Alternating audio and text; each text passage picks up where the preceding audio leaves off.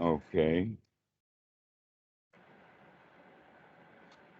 All right. So it's in recording. I don't know what the recording will look like. Anna, you had a question about fear. Yeah, we talked about it. Remember last time it was Robert and I and Mm-hmm. you. You wanna? Oh, yes. Let's start at the very beginning because fear is the very beginning. It is the basis of all feelings. Imagine rather than being a human, imagine that you were a very, very primitive one-celled animal and you bump into something. Mhm. That bumping into something then is going to create a chemical response within the cell. Fast forward through evolution, and that chemical change then, when anything contacts us, is the basis for all of our, let us say, mental response systems. It starts with fear, that fear is the most basic emotion that we have. And that basic emotion comes about in the form of an instinct, and we can call it the survival instinct, the self preservation instinct. Uh, Possibly a more accurate way of talking about it is that it is the um, organism preservation instinct, that the guys who named it were being a bit selfish by calling it the self preservation instinct. Is the instinct is not trying to protect um, a concept like a cell, but rather is trying to perpetuate the survival of the organism itself at a very biological level. This is what fear is about. It's a preservation instinct. And that the self-preservation instinct has basically three components to it that have a time sequence. The first item that happens with fear is what is called freeze, in the sense that you and your buddies are out in the wilderness 600,000 years ago, and you notice behind a tree off in the woods there a rhinoceros. Immediately everybody's going to freeze. That in fact there's going to be a freezing gesture that the first guy who sees that animal, and then everybody freezes. That freeze then gives way to the decision of flight or fight. Are we going to fight that rhinoceros, or are we going to run away from it? Or are we going to remain here frozen, hoping that it does not see us because we're not moving? Okay, so this is the basic deep instinct. Okay. Robert, don't send messages like that. You're disrupting. Um, All right. apology. I'm not sorry, but I send my apologies. All right. After this, I do have a question though, and it's just written there in the chat. But I'm cooking right now, so I'll just be in the background listening. Okay. Great. So, You guys know all the vocabulary now? Because this is all new to me. yes, you can ask questions about the vocabulary. The whole, well, the what Robert asked in the question. I know we haven't gotten to. I don't know where you go. You guys are all at what level? I Beginners. don't know what you're talking about. We're always beginners. All I know was is that I was trying to talk and Robert was distracting by putting up messages, but I was not reading the messages, and you were reading the messages, which means you were also being distracted by his messages. Okay. I'm coming back to Center. Okay. Talking about the So, jargon. what's your question, though? I mean, what's your word that you want defined? I'm listening. I feel like I'm behind everybody here because you like. Don't talk about you being behind and ask your question. Oh, I feel like so we discussed the fear as a basis of any reaction, but okay, so now we notice the fear. What do we do with it? Like, okay, what kind of the I guess steps you take to come Well, back? as rather than giving you instant answers to deep insights, let's Yeah. talk about it and go through the process so that you can begin to figure things out for yourself about what you're going to do about it. Because, in fact, I've already given you specific instructions about what to do about it. Yeah, and we didn't get Maybe to you remember that. Okay. Okay. All right. Fear now comes in two different ways.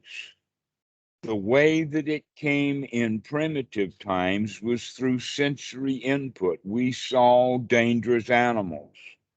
Nowadays, you do not see dangerous animals.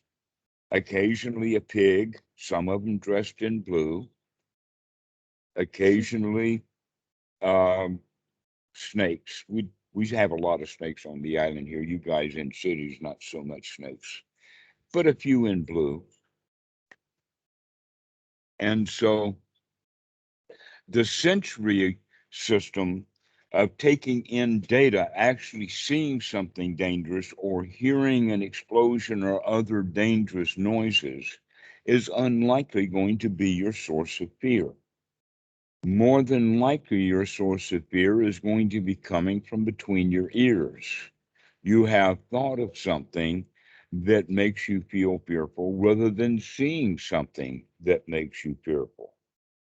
This is the primary place where fear happens in our Western society. Fear was a survival mechanism that was very useful to keep us alive when there was real dangers.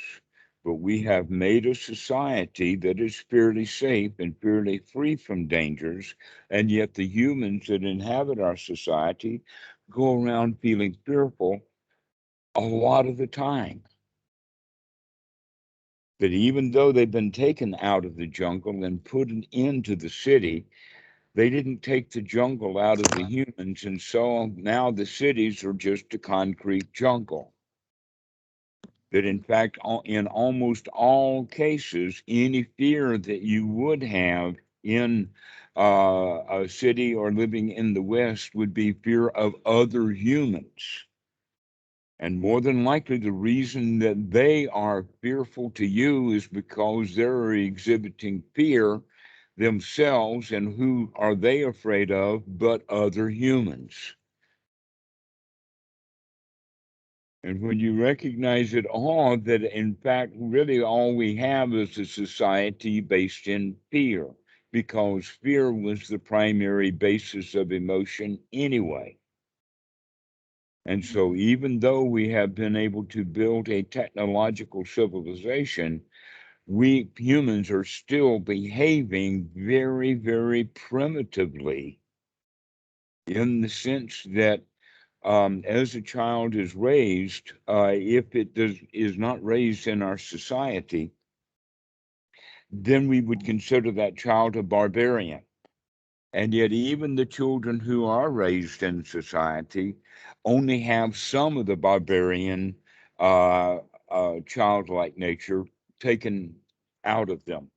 In other words, we take that out of the child by giving the child a set of rules to follow. You can't beat up little Billy. You cannot stab your sister with that knife. You know, those kind of rules that we set up for kids, so that they can fit into society and not be overly dangerous to others around them. However, that process of instilling the education into the child is done with fear. In other words, we make the child afraid to misbehave in order to train him how to behave.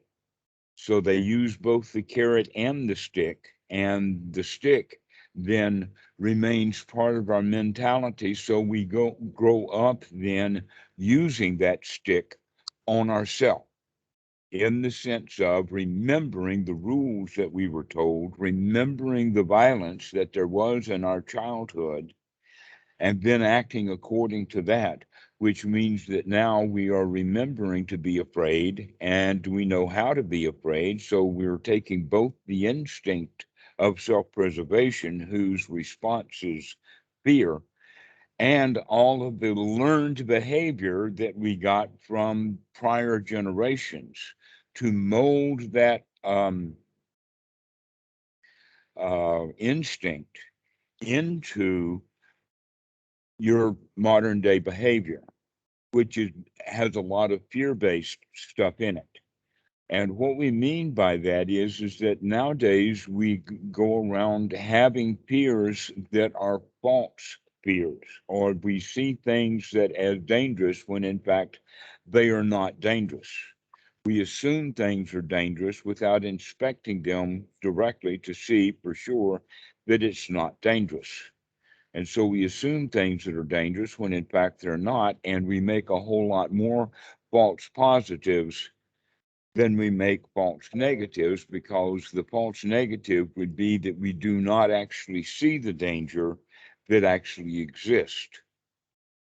And so now we have two issues. One, going around seeing dangers of things that don't exist while we're ignoring the dangers that do exist. This is the primary issue. If we, in fact, start seeing the dangers of the things that do exist, then that means that we will stop trying to get gratifications out of those dangerous things. We're finding escape from them. But we also have the issue of the false positives, which means we go around seeing danger where there is no danger, and we react immediately to it as if it were dangerous, instead of inspecting it to realize and to see for sure that it is not. Both of these issues of both the false positives and the false negatives have the cure, and that cure is to wake up and look at what you're doing. To wake up and see this stuff. That's the way that we manage the fear, is by recognizing some of the sources and why we have fear. One of the kinds of fears that come up is the fear of the unknown. This is actually instinctual. We can, in fact, talk about it in the sense of the territorial instinct. The territorial instinct that gives rise to tribalism, nationalism, um, white supremacy, all of that kind of stuff has to do with the fear of the unknown. So, what is known is like our tribe, and that which is unknown is foreign. And because we don't know it, it's foreign, it might be dangerous, and we just assume that it is.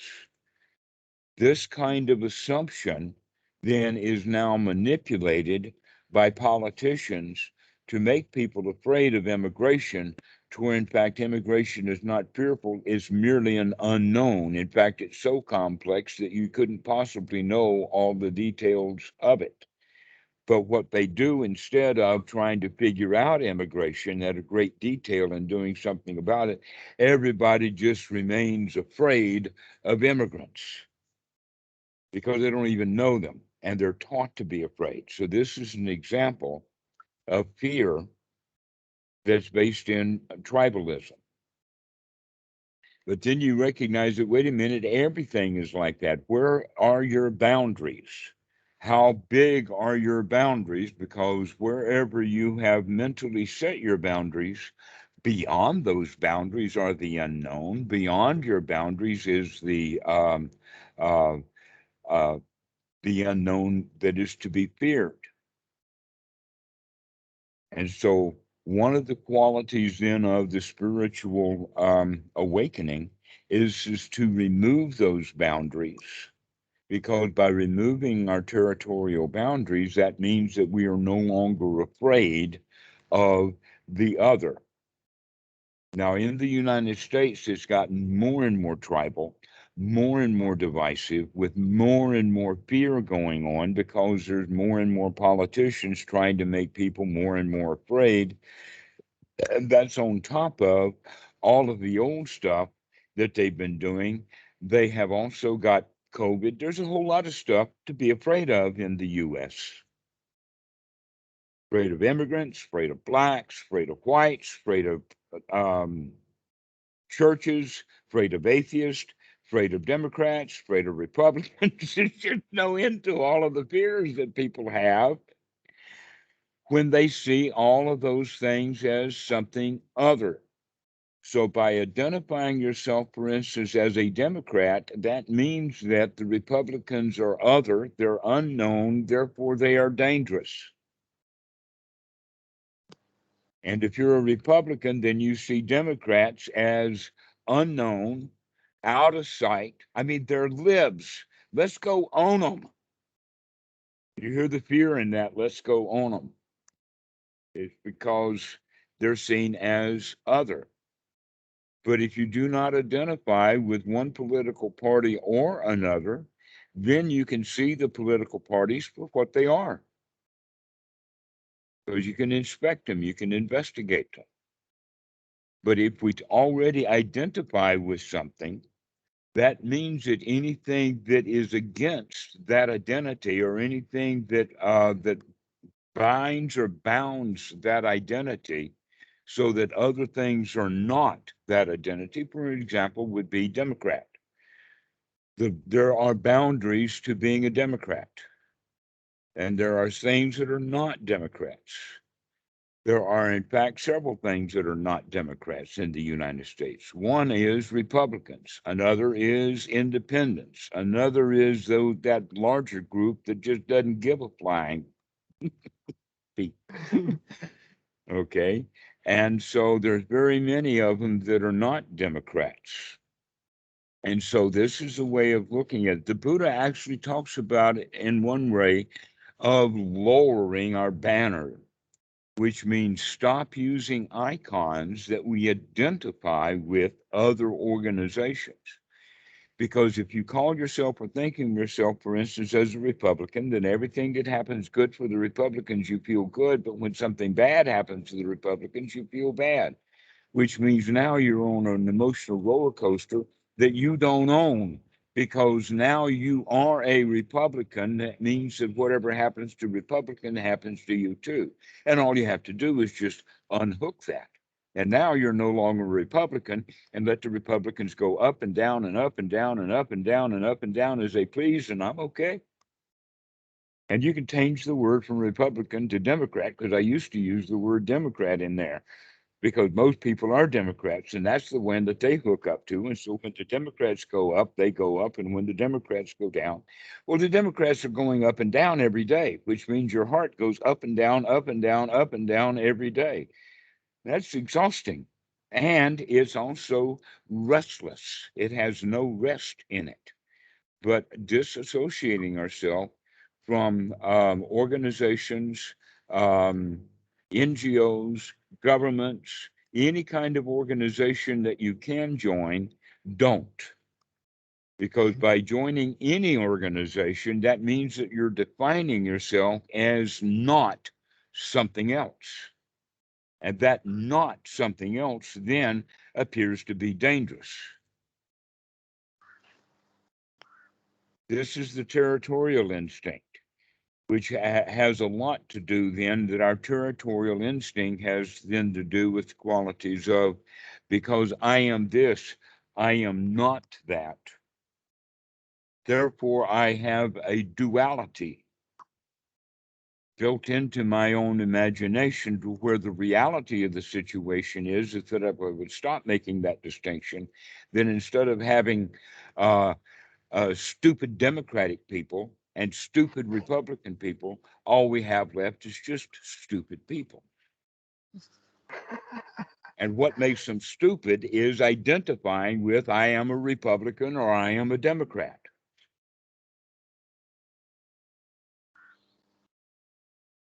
So, identification with organizations, identification with anything, in fact, that has a flag. Look at all the things that have flags to them. Or another way of looking at it is an icon. Like the Republicans have a red, white, and blue painted American flag dressed up like an elephant. The Democrats do it with a donkey. That's their icon. That's their symbol, motto.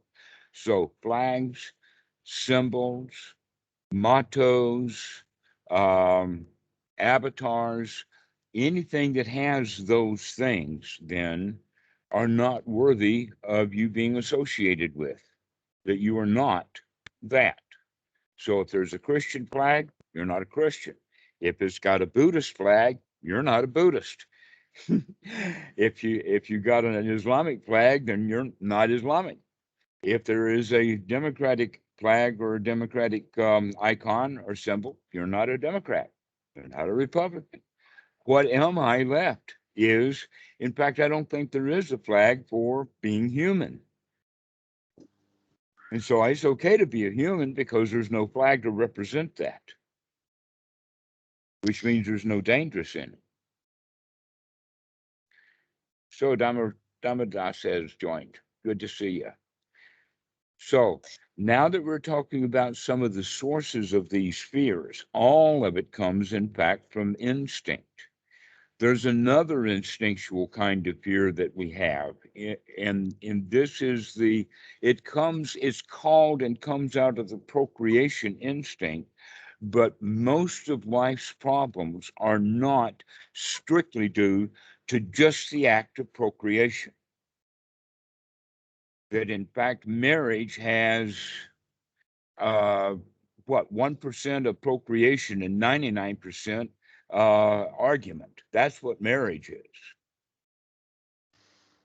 So, out of this procreation instinct, the instinct actually is ownership and control of material goods, whether that's ownership or control of an axe or a knife or a stick on fire or a hank of hair.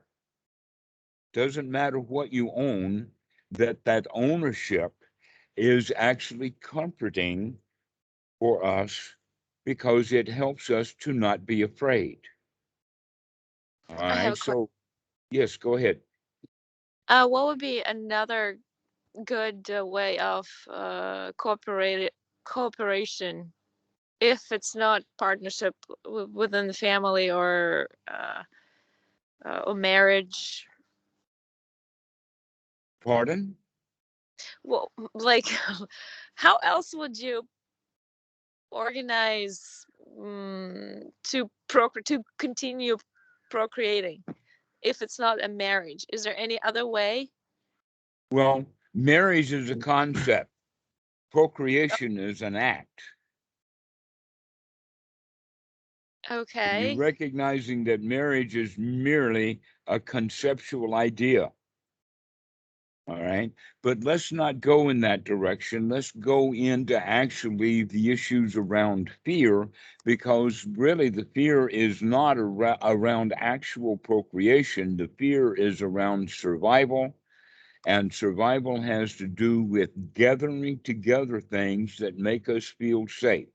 One example of that is the nesting instinct. The wildebeest gather together in a herd for protection, that fish school in a school for protection. That in fact, one of my students is a marine biologist, and he's discussed it in detail, that migratory fish like salmon are just all over the ocean while they're migrating. But when they're going close to England, there's a lot of barracuda, and that's when those kind of fish school. They fish only school in great danger.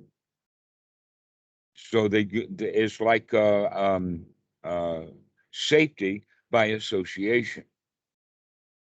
that in fact it's the safety by association, the nesting instinct, that actually creates the territorial instinct, in the sense of safety by association, which means the things that I don't associate with are dangerous. Back to the unknown again. And so part of the way that this instinct works is the instinct of ownership and control of weapons and tools and physical merchandise, et cetera, like that. And that one of the outcomes of this is the idea of shop till you drop, that people get satisfaction. They feel good. They feel more safe and secure when they're buying things. They accumulate things. It's almost like that we buy things to to pile around us, to make kind of a fort, to make us feel investable. And so here's the point, though, is that if you own something, you got it because you wanted it. When you didn't have it, you wanted it, you were in a state of deprivation, in the sense of, I need that, which means I'm incomplete. So you get that which you want. Now you have to keep it, because if you lose it, you'll feel insecure again, and you know that, and so you become attached to the object. And then guess what? Sure enough, you do lose it. And now, oh, poor me, woe is me, I have lost that which I thought was making me feel secure. Now, that thing for many guys would be a motorcycle. Others would feel the cell phone, that the cell phone is, in fact, the modern equivalent of 500,000 years ago, a hand axe. That the guy felt secure with his hand axe. Now he feels secure with his cell phone, which means as soon as he recognizes that he's lost his cell phone, he feels insecure. He panics. So basically, guess what? He is not actually in danger because he's lost his cell phone. He's not in danger at all. There's no gorillas going to eat him because he lost his cell phone. There's not going to be any snakes that bite him because he's lost his cell phone. He's just lost his cell phone. And yet he panics with great fear because he was using that cell phone as kind of a security blanket. And we use a lot of different physical goods as a security blanket. And an example of, in fact, of that is the nest itself, not the nesting instinct of people and animals going and living together inside the nest, but the ownership of the nest, the house that you're in. If you have no house to live in, you feel insecure, right? If you had no house to live in, wouldn't you feel insecure? Okay, that's an example of it right there.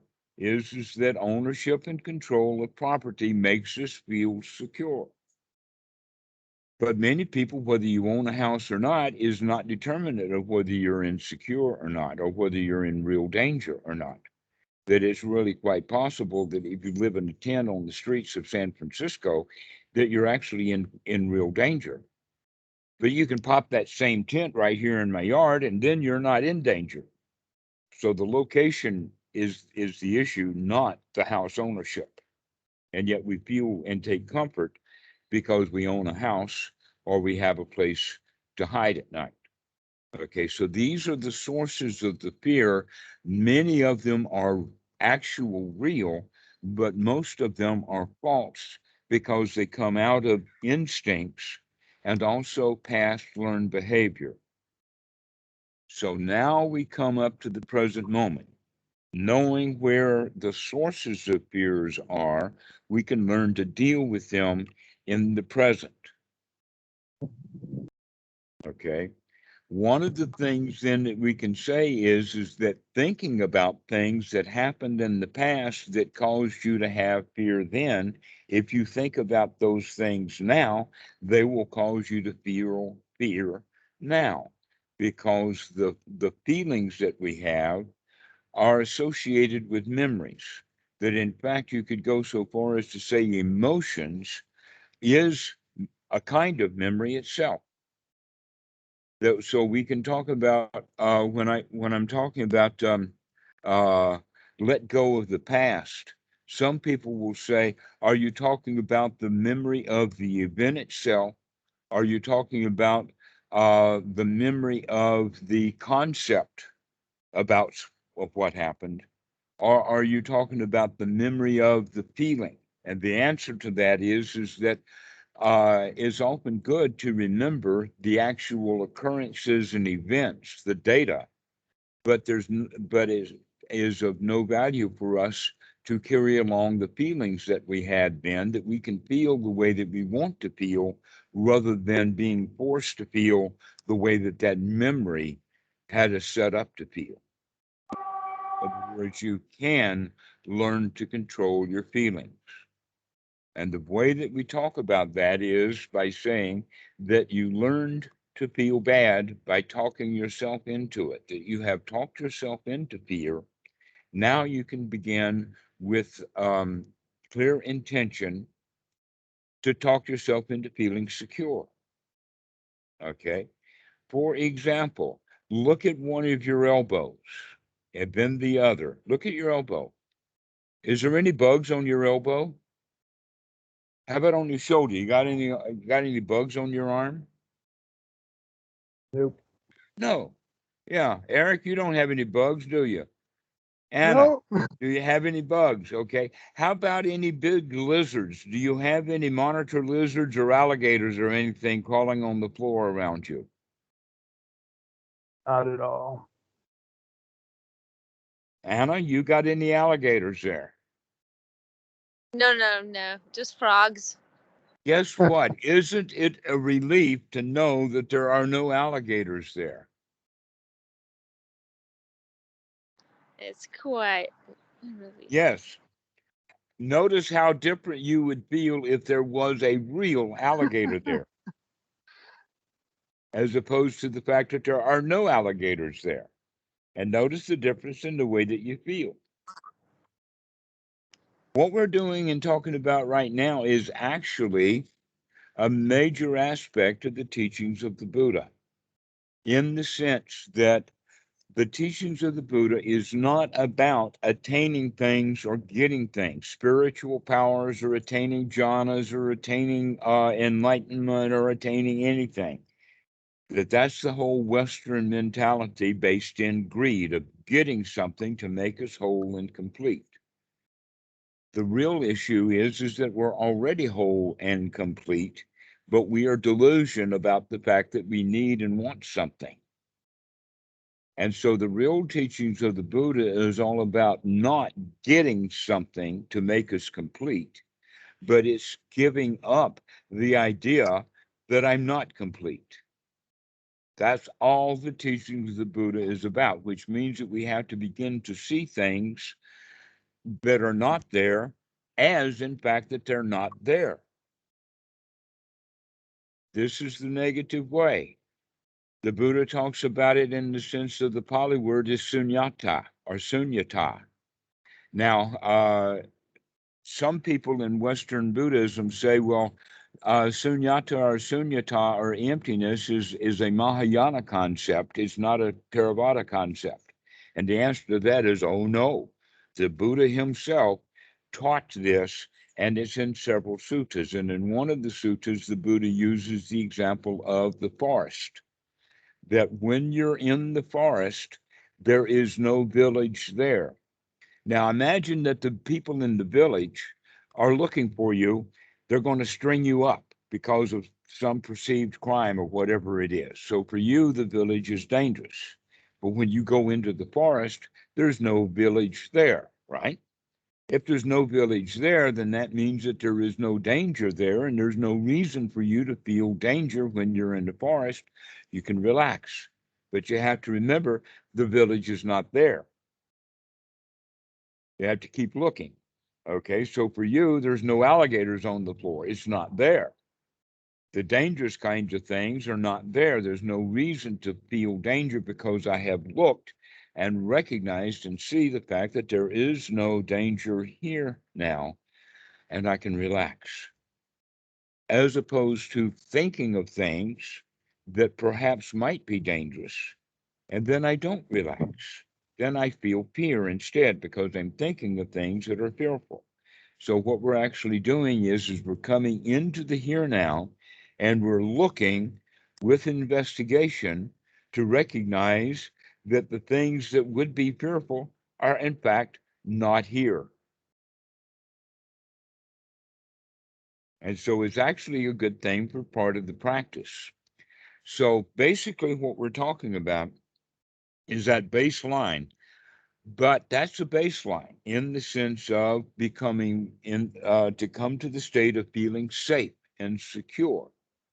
The next level above that is once we feel safe and secure, we can now work with comfort. A lot of people say, well, I go for comfort first. The answer to that is, well, you wouldn't go for comfort first if you're already full of fear. That we deal with the fear first. And once we recognize there's nothing to fear, now we can relax. Now we can feel comfortable. So we work on feeling comfortable a bit. And once we get ourselves comfortable, now we can move to the third item on the list, and that is satisfaction. Now that I feel safe and secure, I can feel comfortable. And when I feel comfortable, I can feel satisfied. Once I feel satisfied and continue to do that over and over again and become successful at becoming satisfied over and over, I add that next ingredient, the feeling of success. Now, success is actually quite opposite of the feeling of insecurity. That insecurity is a victim's position. The victim feels insecure, but the champion feels secure because he has the feeling and she has the feeling that I can do this. I can handle this. I can get rid of my fears. I don't have to be afraid. Why is that? Because I've actually done the investigation and there is no, that's not a gorilla. There's no gorillas here. There's no mobsters here. There's no SWAT team here. We don't even have any IRS. So what could I possibly be afraid of? I know because I used to be afraid of the IRS all the time, especially when I was intentionally cheating on my taxes.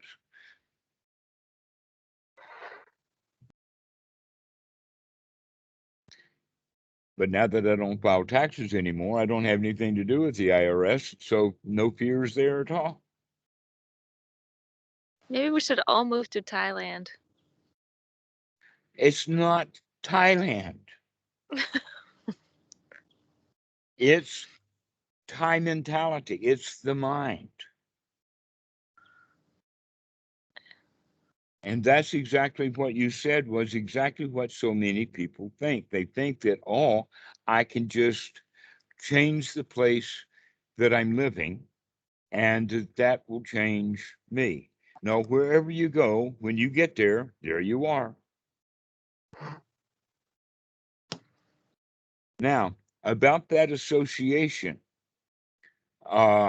fearful by association, guilt by association, but there is also happiness. Happiness also rubs off. It just doesn't rub off all that fast. But if you are associating around happy people, then you naturally will come to be happy over time. That's true. And so associating with happy people, that's one of the reasons why we want to have this Sangha, so people can come together and share the Dhamma in a happy, productive way with each other.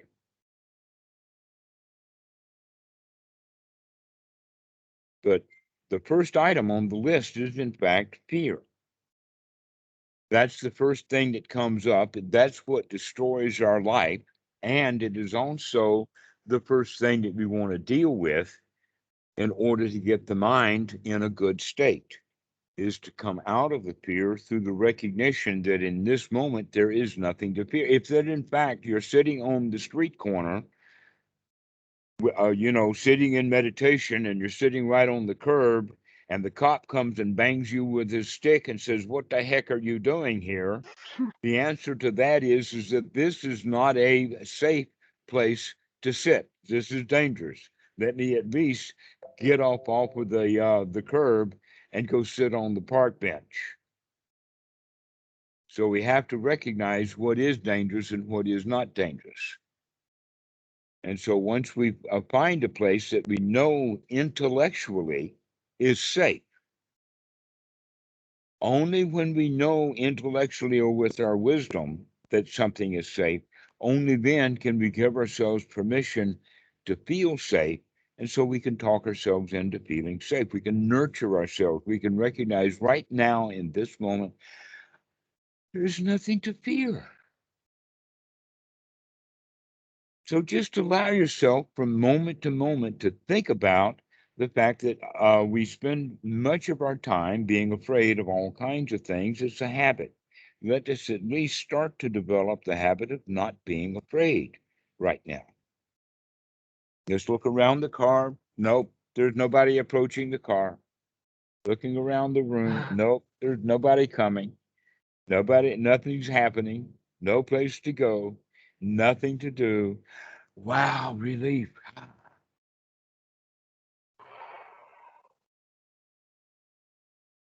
But the reality is that we're actually doing the investigation or doing our guarding in the reality of our senses. What we can see, what we can hear, what we can touch, what we can taste, anything like that. But we also recognize that most of the fears come from within the mind anyway. So by checking the actual vicinity, the reality of the situation, we can also check the reality of the situation on the inside. I'm not thinking about the IRS. Not only is there no IRS here, but I'm not thinking about them, because when I'm thinking about the IRS, guess what? I just brought them here and they're not here. That's Why don't awesome. I be afraid of things that are here that are really to be afraid of, rather than being afraid of things that I used to be afraid of that are not here anymore? That's a good way to describe it. That's really awesome.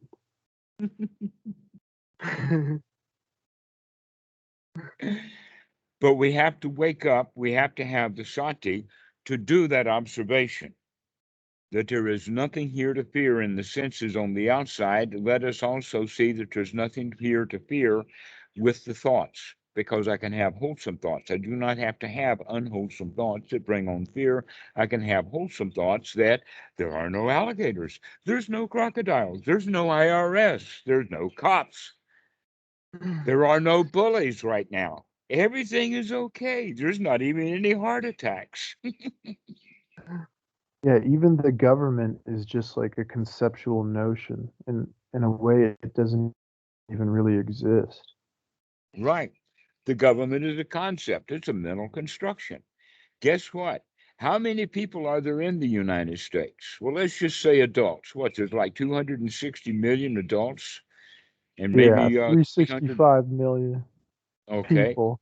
All right. 365 million adults, and each one of them has an idea of the government. Every one of us knows what the government is. Guess what? All 265 million of those concepts of government are different from all of the others. There are no two people who will agree on every item on each individual's long list of features of government. That in fact, some of them will list the same item, and some will put good beside it, and others will put bad beside it, and there you go. That's why there are 265 million U.S. governments. Isn't that amazing? That the U.S. government is just a concept. The reality is that there are buildings and that there are employees, but those employees each have their own concept of the U.S. government. Totally. It's totally bonkers that these concepts, we think that there is a U.S. government, where in fact it's not. It's just an idea that many people share. Same thing with true with money. that the US dollar is only valuable because all of those 265 million people think so. If everybody thought that that money was just paper and it didn't mean a thing, and they burned it in their fireplace in the wintertime, and a $10,000 bill didn't mean any more than a $1 bill because it's just paper, then what would happen to our, our whatever? So we have to recognize that much of society is built upon shared delusions.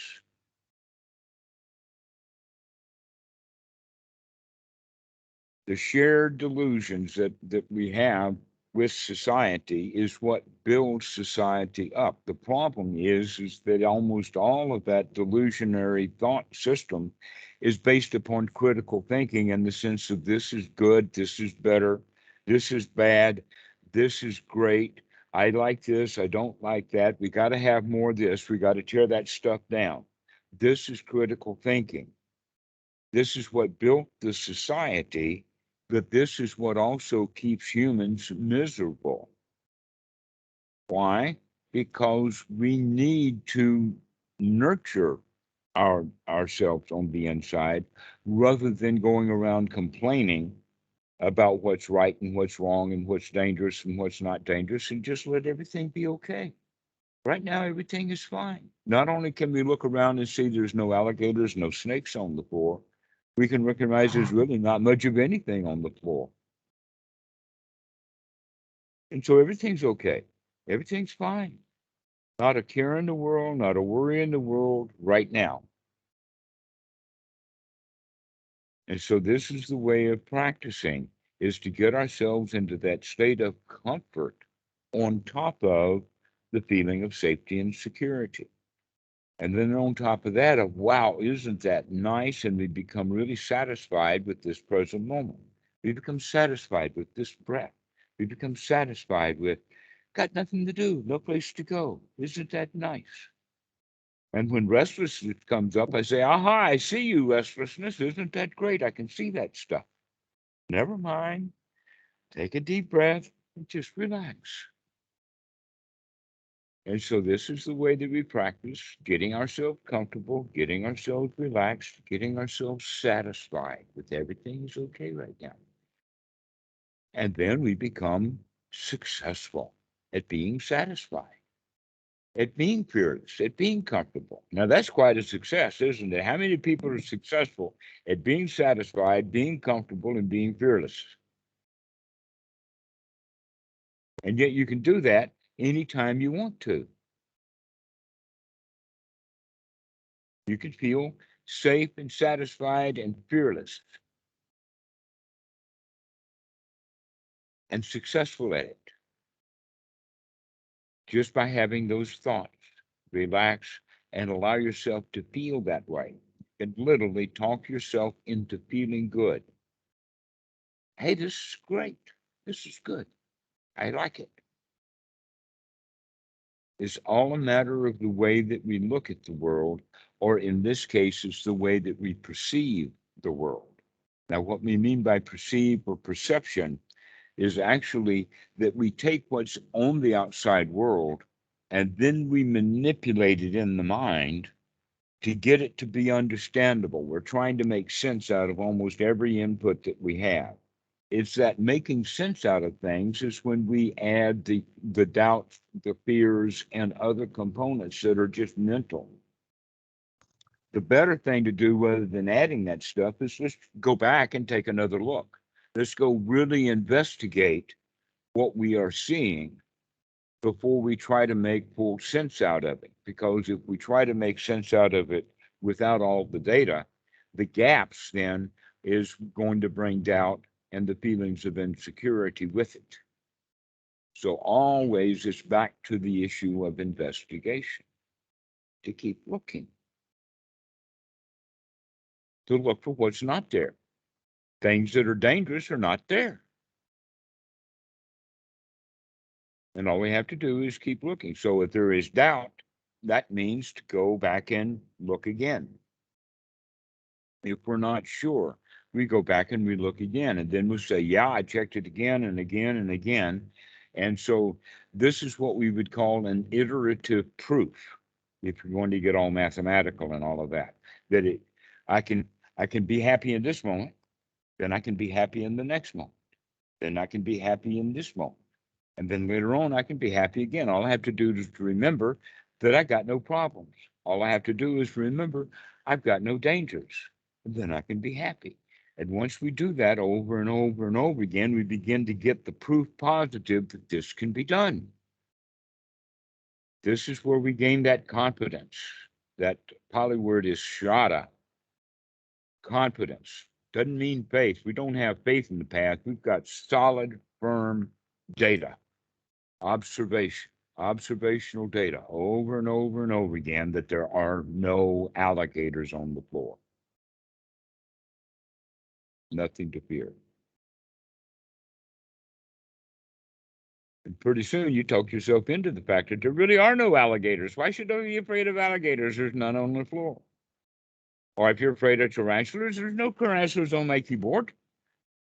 There's no tarantulas crawling up my leg. So why should I feel afraid of tarantulas? So as an example, what is it that you are, each individual one of you, what is it that you're afraid of? Afraid of failure? Okay, well, right now you're not doing anything. How could you possibly be a failure at doing nothing? The only way to be a failure at doing nothing is by doing something. And when we're not doing anything, how could we possibly fail? So we certainly are not a failure. So how could we be afraid of being a failure right now? Because I'm not doing anything to fail at.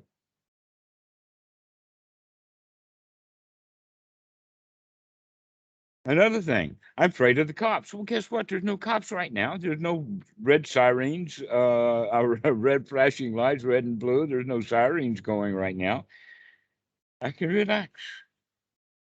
And you know something? If I am relaxed and get into the habit of being relaxed, then when there are red lights and blue lights and sirens, I can handle that relaxed because now I'm in the habit of being relaxed.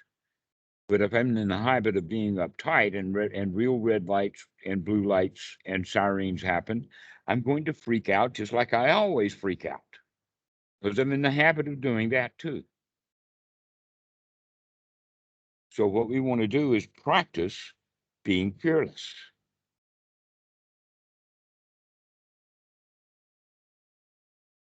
And how do we practice that? Look around. The reality is there's nothing to be afraid of right now.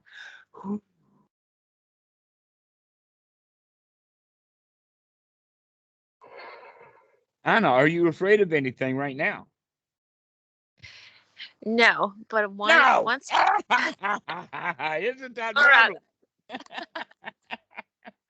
But like just what you mentioned with the sirens, the sounds going off, and you're relaxed in that situation. Say you practiced and now you're relaxed. Do you still continue reminding yourself that you're okay? Or Yeah. are you You remind yourself that you are okay because you are okay. Reminding ourselves, reminding is exact sati itself. To remind ourselves that we're okay, to remind ourselves that we can take a deep breath, to remind ourselves to have a wholesome thought in the mind. Yes, precisely. You got it. Remind yourself that you're okay because you are okay. Even if you had Putin behind you, you'd still be okay. that's not likely. But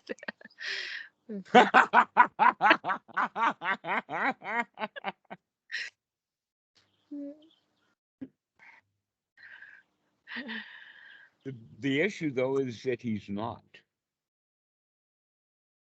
yeah. He's not there. He's only in your mind. I use the word Putin, and all of a sudden, a Putin comes into your mind, something to fear. Where, in fact, No. Putin is just a concept. He's not real. He's not there. There is no Putin in the room with you. Correct. And it's only 8 o'clock here, so there is definitely no Putin here. No Putin in the room.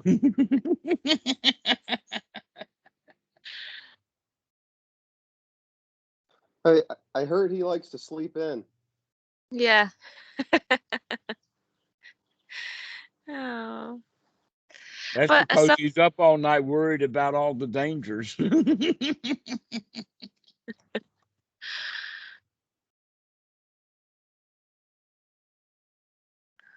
Okay, so we've gotten enough here to get started with this issue of fear.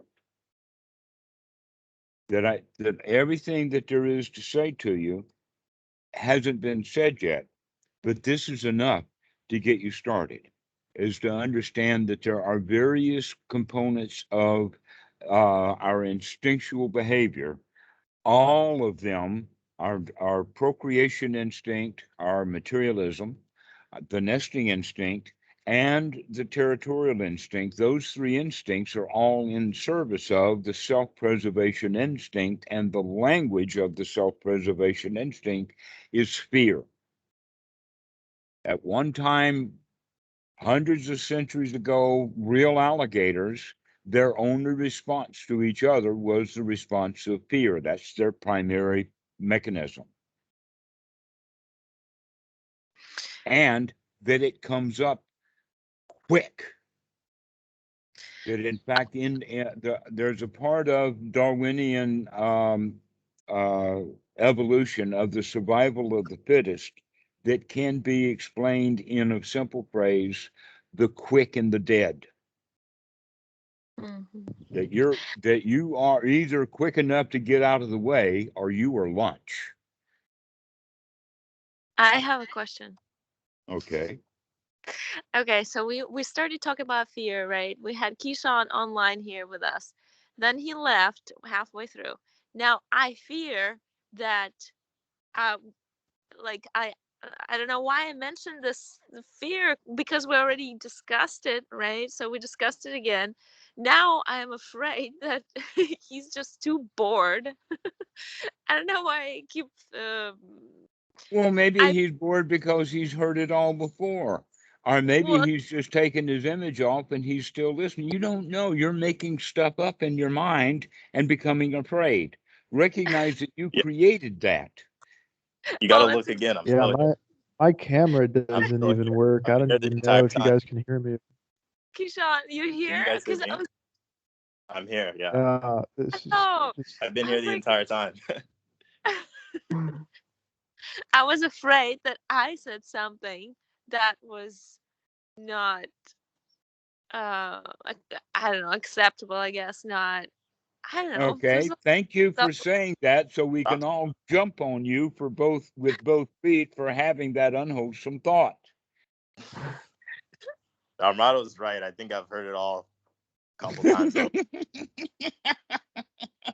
That's what I'm afraid of, because I just want everybody to be happy, and now I'm talking, and Why do now I feel like you do not have the power to make everybody happy? no. Eric, does she have the power to make you happy? absolutely not. Good luck. Keyshawn, does she have the power to make you happy? Maybe if she was happy, I'd be happy too. But I'm already happy. I'm already okay. I'm just packing for my wilderness trip. But Uh-huh. you know, So let me nobody has ask the power to make me happy. You're right. you. Exactly. All right. So, Anna, why do you want everybody to be happy? Just, oh, I don't know, I'm gonna cry right now. Okay. Is it cry for joy or cry for because of a pity party? No, I don't know. Okay, well, listen closely then. And that is, just recognize that you actually talked yourself into being afraid. Yeah. And you did it with conceptualizations, and you did it with lack of data. Because of the doubt, that came the fear. I had just covered that 10 minutes ago and I caught you at it. Right? You This made is so decisions. uncomfortable. Pardon? This is so uncomfortable. Well, recognize that that you have a choice of feeling uncomfortable of being caught, or you can feel relieved. Wow, I can see that. The choice is yours. You can feel uncomfortable at getting caught out, or you can catch yourself out and say, wow, I can see that. So hard. You can see that you made yourself fearful.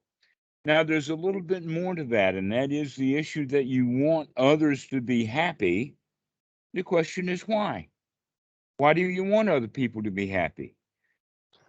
For many people, the answer to that would be so I can be happy too. It's very much like I wish all of those guys would sit down and shut up so that I can have some peace and quiet.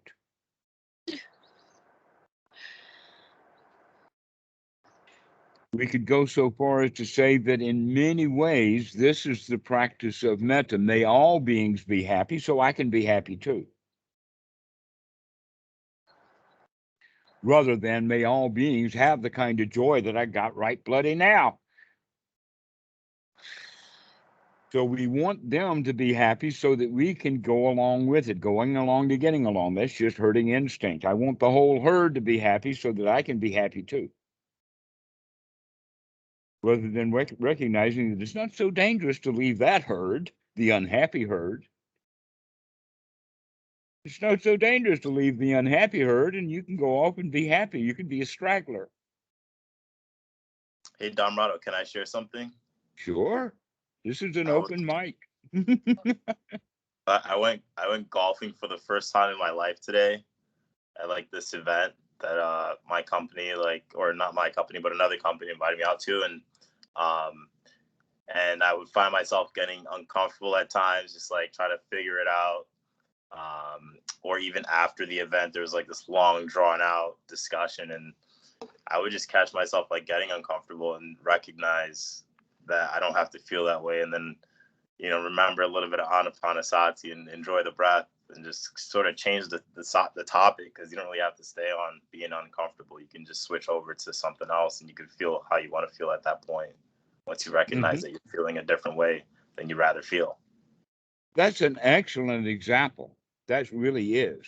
That you're going, the story is then that you're going off golfing with other people, some of whom are skilled at it, and you are not.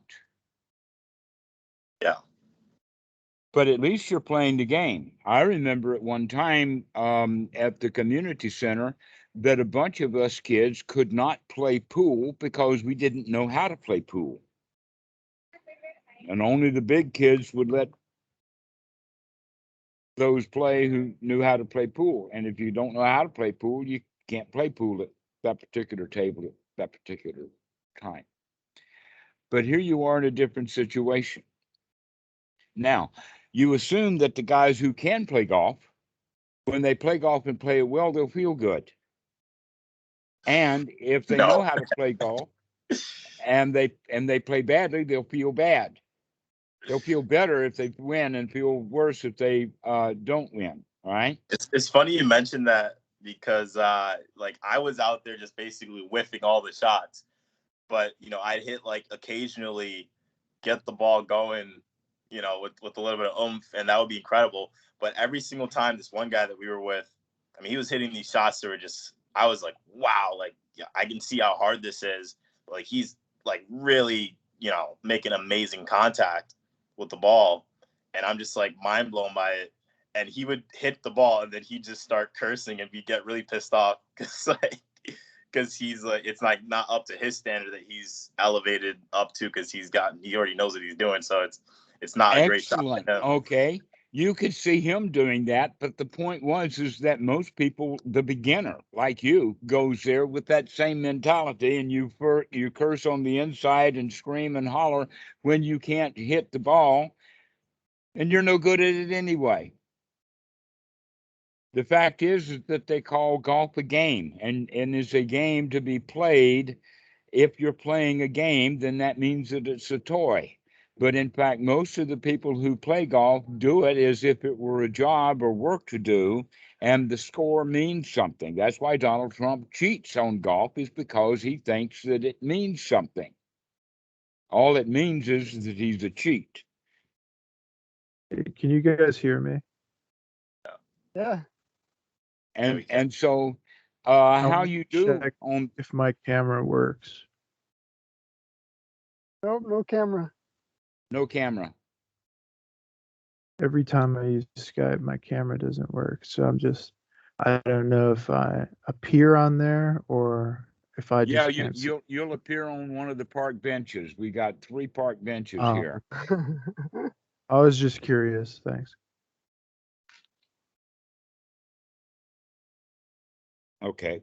So as we were talking about this issue of the golf, that people see it as a job to do, and that the job is judged by the golf score.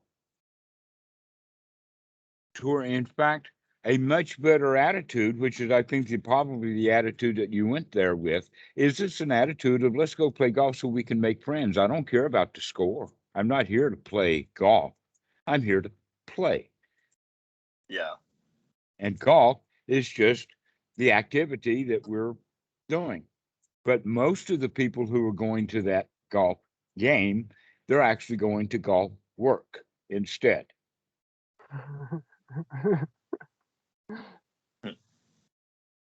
And that's a great source of fear. If you go to the golf work, then you're probably, when you miss the ball or not do what you want, you feel afraid, you feel uptight, you feel like a loser, and you feel bad. Instead of just, oh, I got an opportunity to go hit that ball again.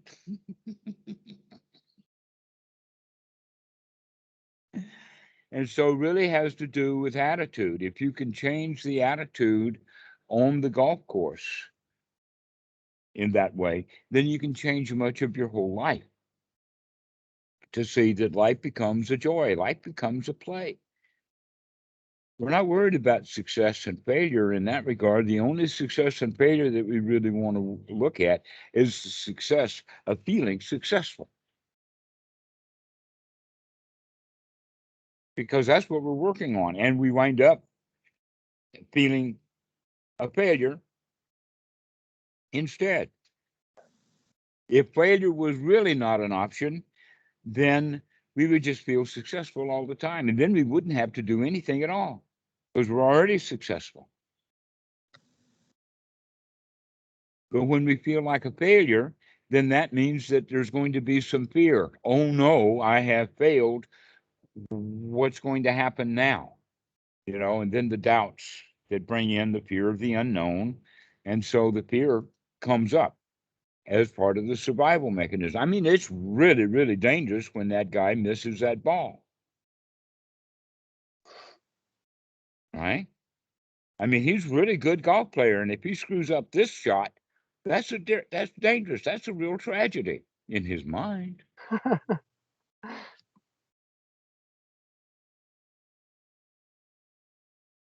So it depends upon what you got in your mind.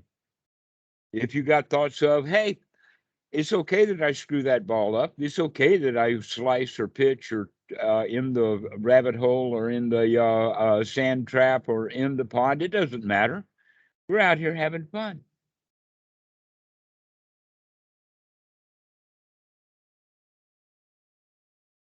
We can do that on the golf course. You can do that at the office too. Welcome back. Keyshawn's. Looks like there's 2 of me now.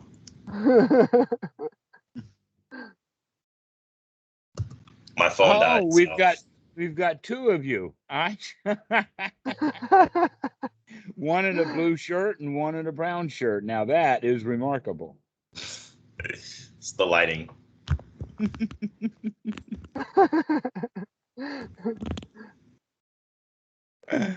That's the old me. It is. Oh, that's the old you that worked at golf, and the new you is the one who plays golf. I got you. Exactly. Your shirt is magical. It turns from brown to blue.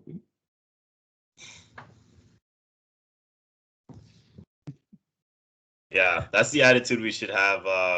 That's nice to have when you're actually at work. If you could play at work.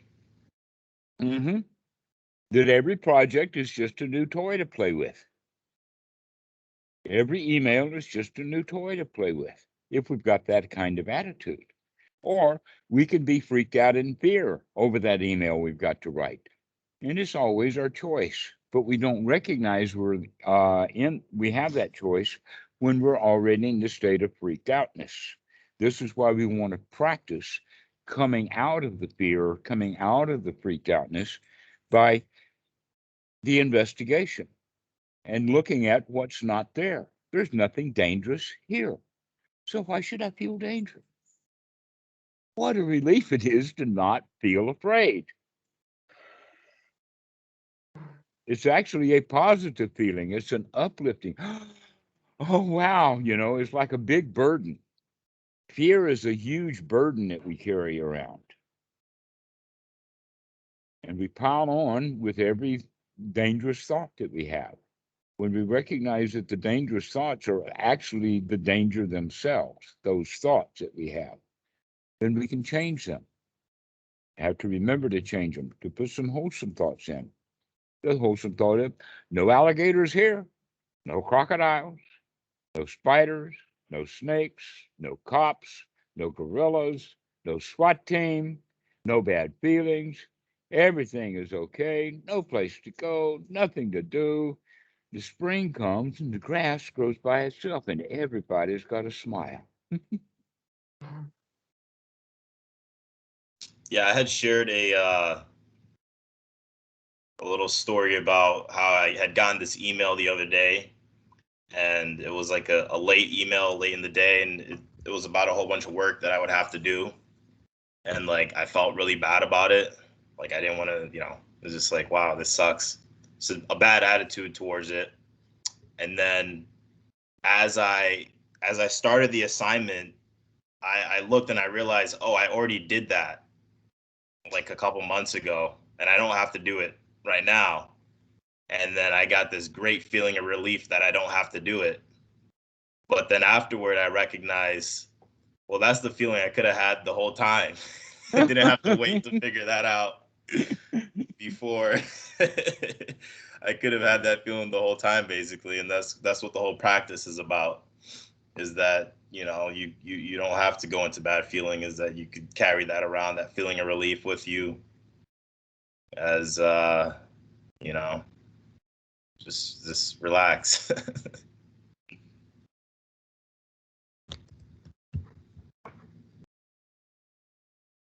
We had a power outage just a moment ago, but it looks like that everything is back again, and the router itself didn't crash. Looks good. Enough juice just hung around in the router for it not to cut off. That's impressive.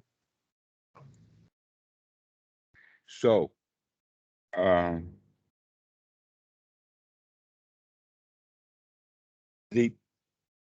the idea that we create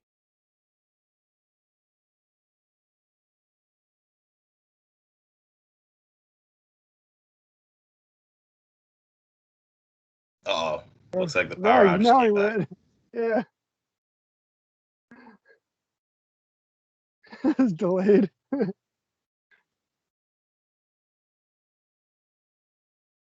How are we doing, Anna?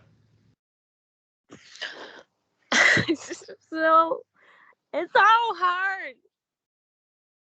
No, it's not. Only when we can't remember that everything's just fine. Everything's great. It's hard when you think about it as a job to do in a long-term thing, but right now it's really not. but it's like I feel like Hilarious. it's good to care, but then it's cheating not to care about others. Just be happy all by yourself, you know. Yeah, it's work to care about others. Just But if you care about good. others, then sort of placing a whole bunch of importance on things and making things sort of serious is going to make you not really in a happy mood. And then when you're not in a happy mood, then other people are not going to easily be in a happy mood. But if you were Correct. already in a happy mood by not caring so much about things, then they would be more carefree and everybody would be carefree. And that's probably the best way to care about others. Because if you're Man, super caring about things, then you're going to get uptight about things and then they're not going to feel good when you're uptight about things. I like So the way it sounds. I hear you. I understand. I understand it logically. And it's hard to implement, I guess, for me right now. At this moment. When you say it's hard to implement, you've got the long, long future in the sense of now that I've heard it, I've always got to do it that way. And then you say, oh, that's hard. Actually, the right way to think about it is that can I do it right now? To not care. Well, yeah. Mm-hmm. Can I, in fact, enjoy this moment and not care about all of the problems of the world? Especially since the problems of the world and caring is just generally unwholesome thoughts on your part anyway. Mm-hmm. maybe you could say, I'll care about that later. Yeah, do your Now, caring later. relax. Right now, you can enjoy your moment. You got to I give just yourself finished permission. cooking, guys. Looking great, Robert. Thank you. So, all right, Good to have you I don't back. want to disturb you guys with my eating, so I'll go back on the Okay. void over here. So, Keyshawn is correct when he's talking about that. And you're let us say that caring is something that is quite useful when it's real, but that, like most everything else, we conceptualize caring. An example of conceptualized caring is when someone will come on to YouTube's comments and comment on some video that we've done with, how can you be happy when there are children in Yemen being bombed? Another user made the comment, how can you be happy when there is world hunger? Another woman came on and says, how can you be happy when there is chauvinism in places? Okay. And here you are saying basically the same thing, that I'm supposed to care, except that world hunger is a concept. In this particular world, right here, right now, there is no hunger. Well, lunch is not served yet, but we'll get around to that. The point is that if anybody comes who is hungry, we'll feed them. But I'm not going to stand here screaming at the top of the world, free food, free food. Because there are There's very no few hunger people. here in this There's house. no hunger here. Not within Not in shouting this house. distance. Not even in this yard. Not even in this community of 7 or 8 houses. There's no hunger here. So my caring about world hunger is merely a concept. And I can have thoughts of world hunger and feel bad because look at almost all that world hunger out there, and I don't have enough food to feed the whole world. Poor me, because I've got all of this caring and not enough food to give it out. So, in fact, caring too much for too big a thing is almost a guarantee of having bad feelings and a pity party, because the world that you're trying to save is only a mental concept in your own mind. Same as the children in Yemen, that the woman who was complaining that how can you be happy when the children in Yemen are suffering, she's not in Yemen. So she's the one who is suffering about the children in Yemen while she's sitting in the United States doing nothing about it. Isn't that interesting? So this is, if you look at it this way, you can see that in fact this mentality of caring not only happened in the sense of Western culture and in the sense of budding and growing Christianity, and taking care of one's neighbor, because that's what Jesus talked about, is caring for one's neighbor.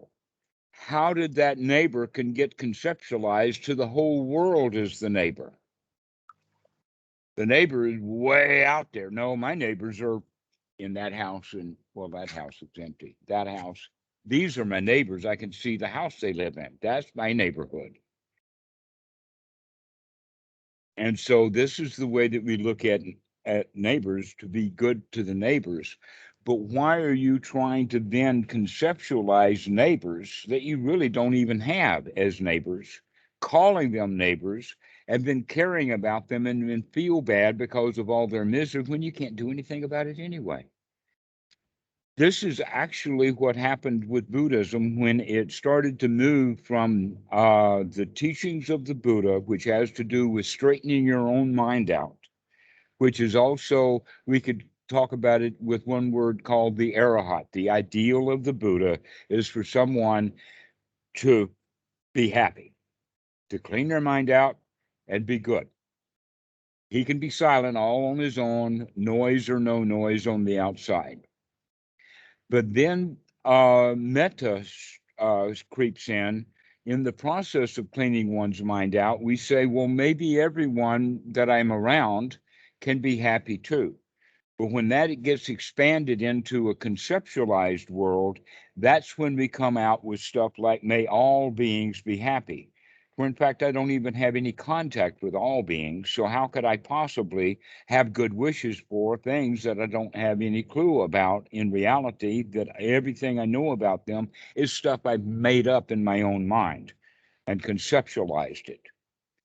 This is further deteriorated later in the time of the Buddha into the Mahayana, which has the Bodhisattva ideal of not only may all beings be happy, and then I can be happy, but may all beings be enlightened, fully enlightened, which means happy all the time, and only then can I be happy. In other words, the Bodhisattva can't be happy until all other beings be happy. And my joking concept is that here you've got a whole herd, a whole crowd of bodhisattvas, and they've already gotten all the ordinary people in. And the only group left, about 10,000 of us, are there at the gate saying, you go, you first. No, you go. No, I'm going to wait until last. I'm the dude that has to wait until everybody, and you got to go first. And so there's all 10,000 of the bodhisattvas out there. Nobody's willing to go in.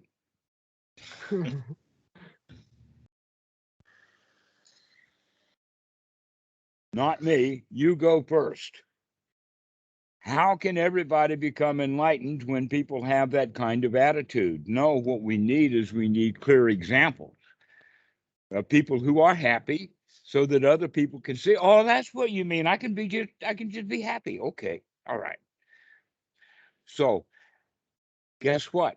That didn't work either. And so 500 years go by and the age of Tantra comes in. The age of Tantra is exemplified by make me one with everything, or become unified with the universe. This is now the new ideal. Before it was the Arhat, then it was the Bodhisattva. Now we've got this power trip. Being one with everything means that I can control everything, which means that now not only can I say I want all beings to be happy and then I can be happy, but I can make them. I can force them to be happy. I can get them to do it by coercion or manipulation, or maybe holy smoke, or holy dust, ash, or something. I can make them all be happy, and then I can be happy. When we recognize that, we recognize that, wait a minute, spiritual power or magical power is exactly the same kind of power that all other power is. The power for an older brother to hit a younger kid with a stick, the power of the government to hire police, the power of the army to march in. Power is power, whether you call it magical or not. And all of us lust for power. Why? Because we think that power is a protection. We can feel safe and secure when we have power. The answer to that is that no, I don't have to have any power. I can feel safe and secure because I know how to feel safe and secure without any power, especially power over other people. That I don't have to have the power to make them be quiet so that I can get some peace and quiet. I can just go get some peace and quiet without them. So this whole evolution of Buddhism, from the Arahat down to the Bodhisattva, down to the power tripper, now that's where Western Buddhism comes in, with all of this Bodhisattva and power tripping and all of that kind of stuff that's covered up. The original teachings of the Buddha is that you don't need any power. You don't need other people to be happy. You could be happy because you know that you could be happy. And if you're happy and treat other people as if you were happy, no matter how they feel, guess what? You'll win, and they will start to cheer up. But if they've got a whole lot of grumpy and you've got only a little bit of cheerfulness, then their grumpy is going to win. But if you've got a whole lot of joy, a whole lot of happiness, by the shovelful, then you can literally just cover them with sugar. Not in the sense of buttering them up or kissing their ass, but really just giving them joy, being happy with them. And by doing so, they will start to be happy too. So the only way that the bodhisattva can, or the meta dude can get anybody to be happy is by demonstrating happiness. You can't go around saying, damn it, you be happy and then I'll be happy. That didn't work. But if you want somebody else to be happy, the only way that you can do that is by giving them joy, giving them happiness. Again, guilt by association. If that guy is associating with a happy person, that happiness will rub off. But the anger and the frustration and the sadness and the yelling and screaming when we miss the golf shot, that kind of behavior is high energy and it rubs off too. So be careful of other people's bad feelings rubbing off on you while you're very busy rubbing good feelings of yourself off onto them. But you got to have those good feelings. Where are we going to get them? Oh, no snakes here. Oh, that's a dog. That's not an alligator. Everything is safe here.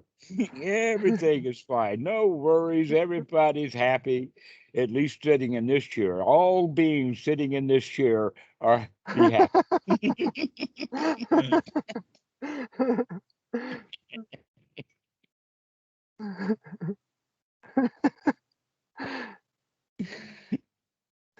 May all beings in this chair be happy. Right. May all beings sitting in this chair be happy. That's my whole Work world. is, job is done.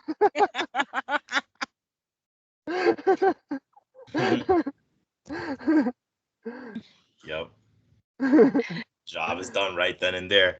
I feel like with the that explanation that you just gave kind of describes like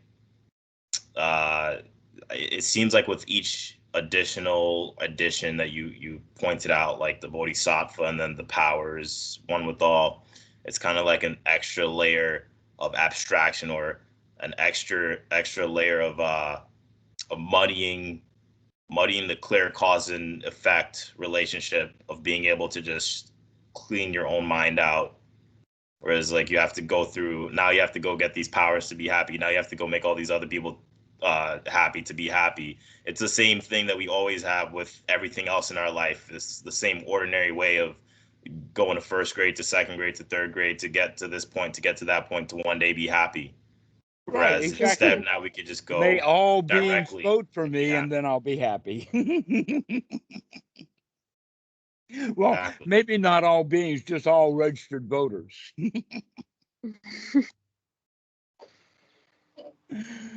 Yes, that's exactly right. That politics, business, in fact, we talked about the GREB at one time, GREB, government, religion, education, and big business.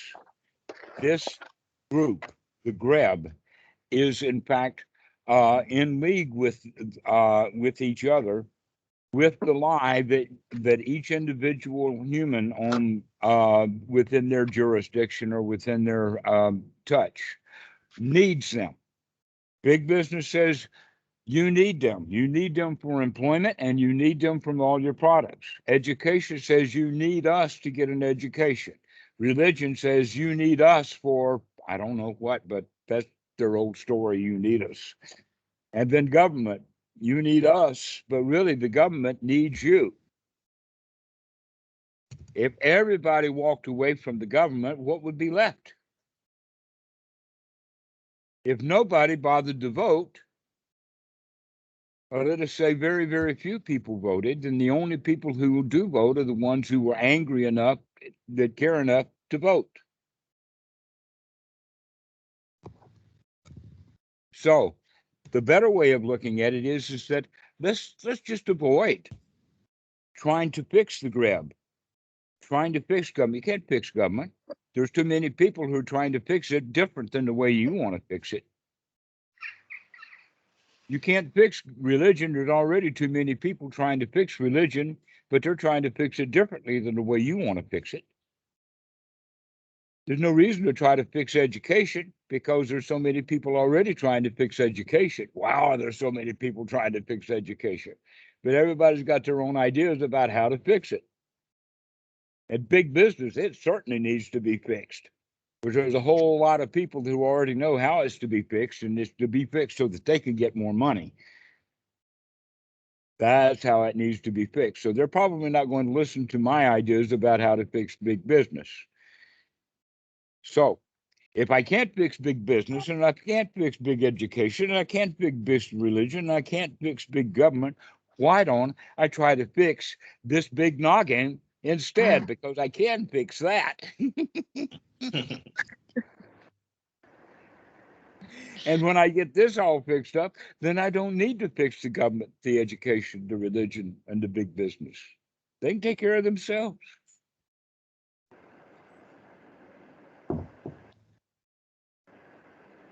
And that's what's magnificent, that you can clean out your own mind. You can remember to look to see that those alligators are not there. That's a real cleaning job, is to recognize what's not there is not there. That's the easy part. And here we thought we had a whole lot of garbage to take out. But when we look at it, we recognize there's really nothing there. Nothing to it. The Buddha was really big on nothing to it.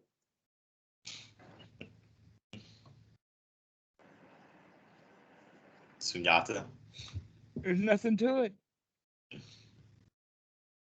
Then, in fact, there was a remark on Reddit one time, I remember, that I don't know, I don't remember anything about it other than the discussion. And somebody asked the question, what is nihilism?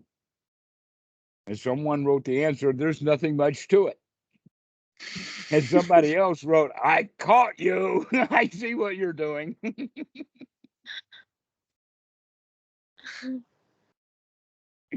So, yeah, that's the way to look at it. There's really nothing much there. There's nothing to it. There's no alligators there. If there's no alligators, that means I don't have to clean the porch. There's no crocodiles, there's no snakes, there's no problems. If there's no problems, there's nothing to fix. Nothing's broken. This is way too easy. It Dhammarato. is. It is way too easy. It is way too easy. What's hard is the fact that you've got all of this energy, all of these habits, all of this style built up in the Yeah, past. and you're the only one who's telling me that it's nonsense. Why is nobody else telling me this? You don't follow the crowd, I follow. Like, where have you been? Really?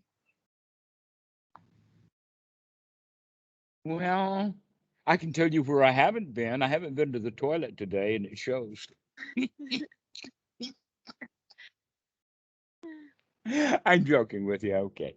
No, All right. very simple. That's all. I have I just have got the spent joke. most of the past 40 years either in Thailand or living with Thai people in the US.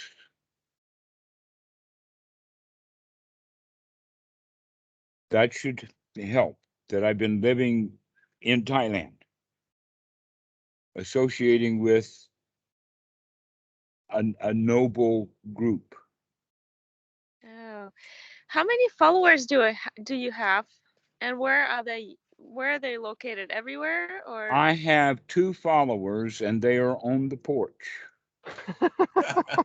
This is Lucky and Poon Poon is around here someplace. Actually, they don't follow me around that much, but they do come when I call. Wow, you only have one more follower than me. I'm catching up. How many friends do I have? Lots. Okay. All right. Sorry, I confused. Oh well, I didn't. Yeah, we've got a convoy. Do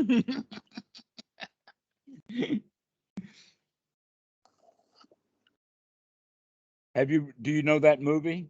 We've got a convoy. You know about Convoy? Okay, it's a Burt Reynolds and a Jackie Gleason movie. It's a comedy. But basically, the convoy is only there because you have one truck after another, but they're not following each other. They're just in a convoy. That's the reference that I'm making. We're just all on the same path, but nobody's following anybody. Because the path doesn't go anywhere. No. Actually, I like the concept of, let us say, a clockmaker better. So here we have a whole big room full of clocks, and everybody's got the skill of being a tinkerer, tinkering on building clocks. But nobody's following anybody. They're just all busy building a clock, which means organizing their own mind.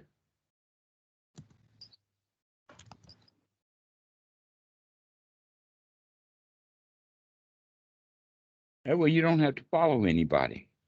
Don't follow anybody. Open your eyes and look around. And find that you can go anywhere you want to go, and you can go there happily.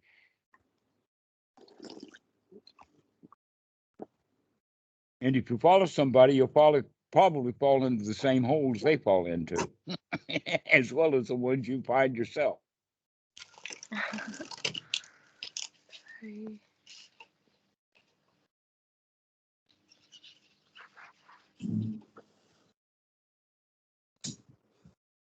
I guess why is this not a common notion right now?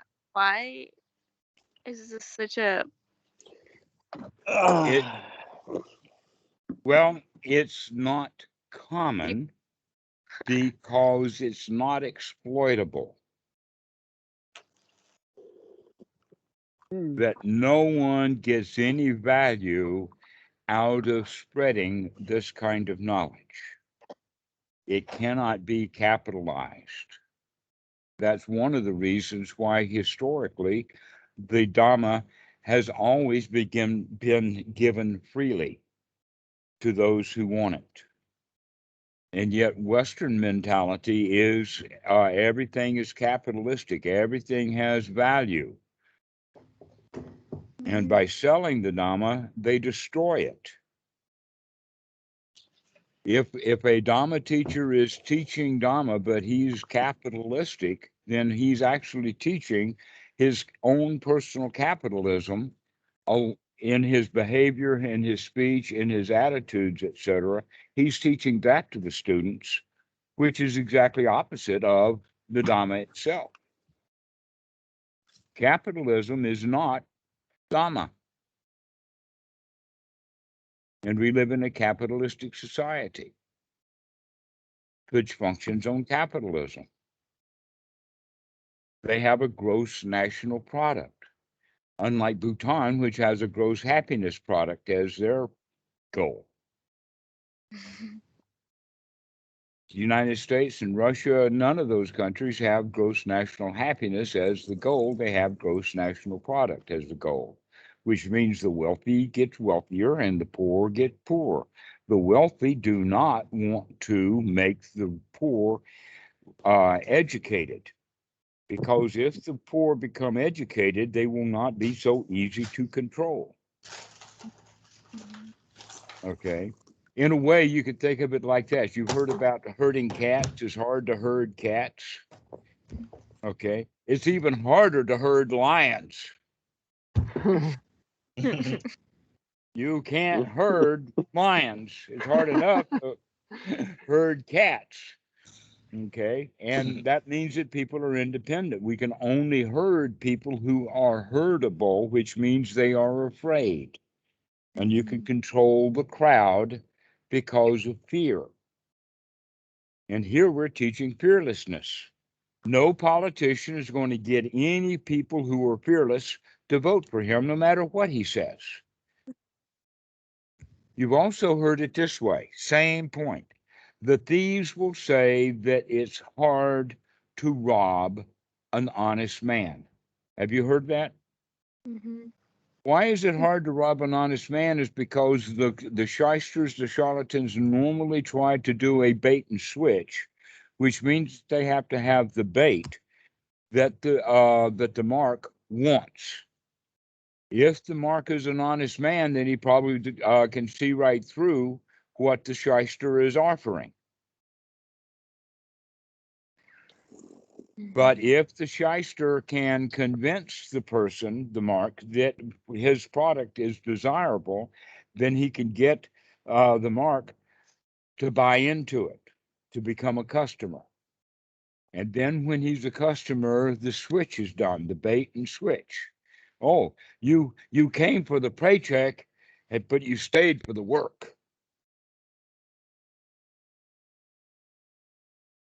Mm-hmm. Okay. Mm-hmm. Or you came for your education, but you stayed for the diploma. So there's always a bait and switch in it. That what we are promised is not what we get. The Buddha talks about this in the sense of being a dumb animal, or taking on the woeful mental state of being a dumb animal, which is actually nothing but the nesting instinct itself of doing what you were told to do, to go along to get along. How often do you go along to get along? Just do what you're told to do. And sometimes we've been doing what we were told to do so often and so much of the time that we do it mindlessly. All the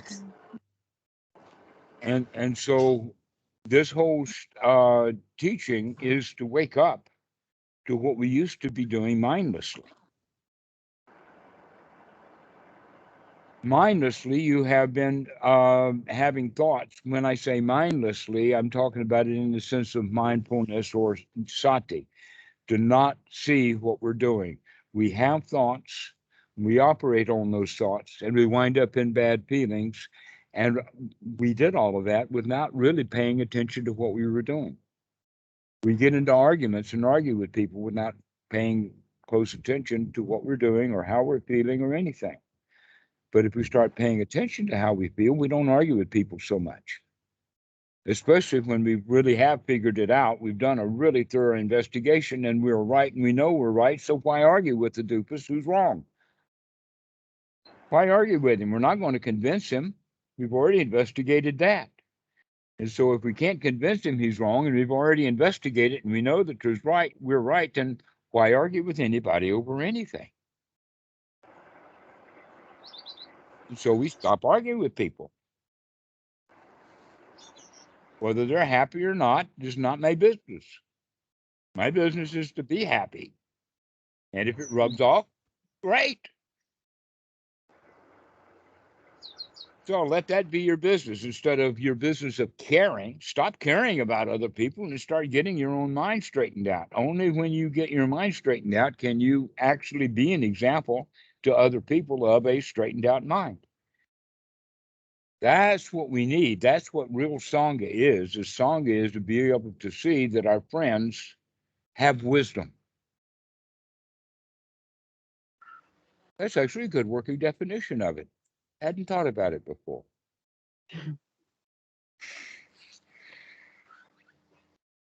But being a friend means that we're appreciating and recognizing the wisdom in our friend. But we don't. We go around competing with them. We try to prove that we're smarter than they are. That's what an argument is all about, you know. Mm-hmm. So our daily, not task, well, maybe it's a task, is to be happy with everything that comes, everything around, with whatever happens. Your mistake was using the word with. Oh. As if your happiness depended upon anything. Instead of being happy with this, that, and the other thing, just be happy with or without this, that, and the other thing.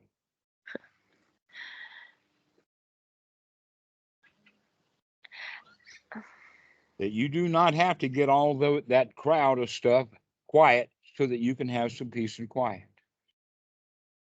You do not have to have all your ducks lined up before you could be happy with a line of ducks. Just be happy, whether the ducks are lined up or not. And not only that, but if you're really happy, then the duckies are just toys, rubber duckies. You can just put them all in a line and enjoy your bath. I mean, if it was that easy, probably we wouldn't be on the call with you so often. Like, if it was that easy to be happy, because you keep reminding. No, I'm here because I'm having fun. I think Eric is here because he's having fun. And I'm having my brain fried right now.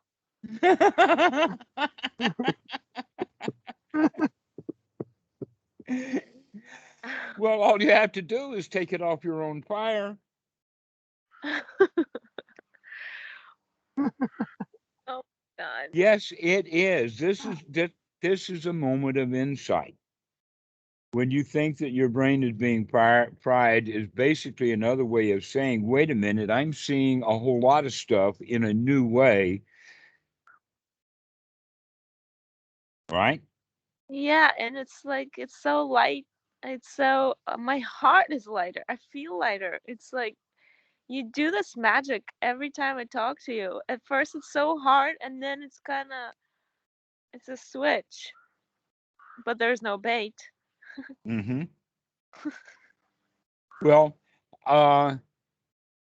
the insight, or struggling with my language and struggling in your own darkness, and then something will be said, and that means that you can see something in a new conceptualized way, and that just opens up everything, and then the light, it's like the light turns on. Yes, I understand that. That's my job, is to go around pushing all of your buttons to see which one lights you up. Oh my God. I like that one too. That's good. Keep saying the same thing over and over again in a dozen different ways, and one of them is likely to catch your attention. And the reality is that all of this is very, very easy to do when we remember to do it, and it's oh so hard to do when we forget about it, when we get under the pressures of the moment. This is why it's such a good idea to get into seclusion so we can actually practice being free from alligators. Mm-hmm. Because it's hard to remember that there are no alligators in the car with you when the cop is stopping you. Then all of a sudden everything looks like an alligator, especially the alligator in blue.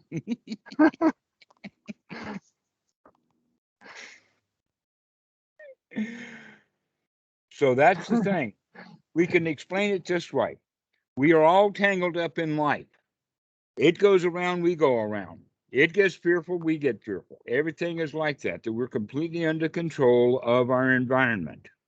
And then we go off into seclusion and we start listening to our own drum beat.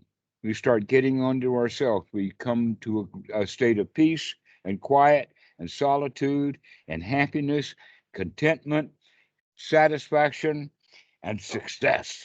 And now we're ready to go. And we go tackle the world. And we go joyfully to it.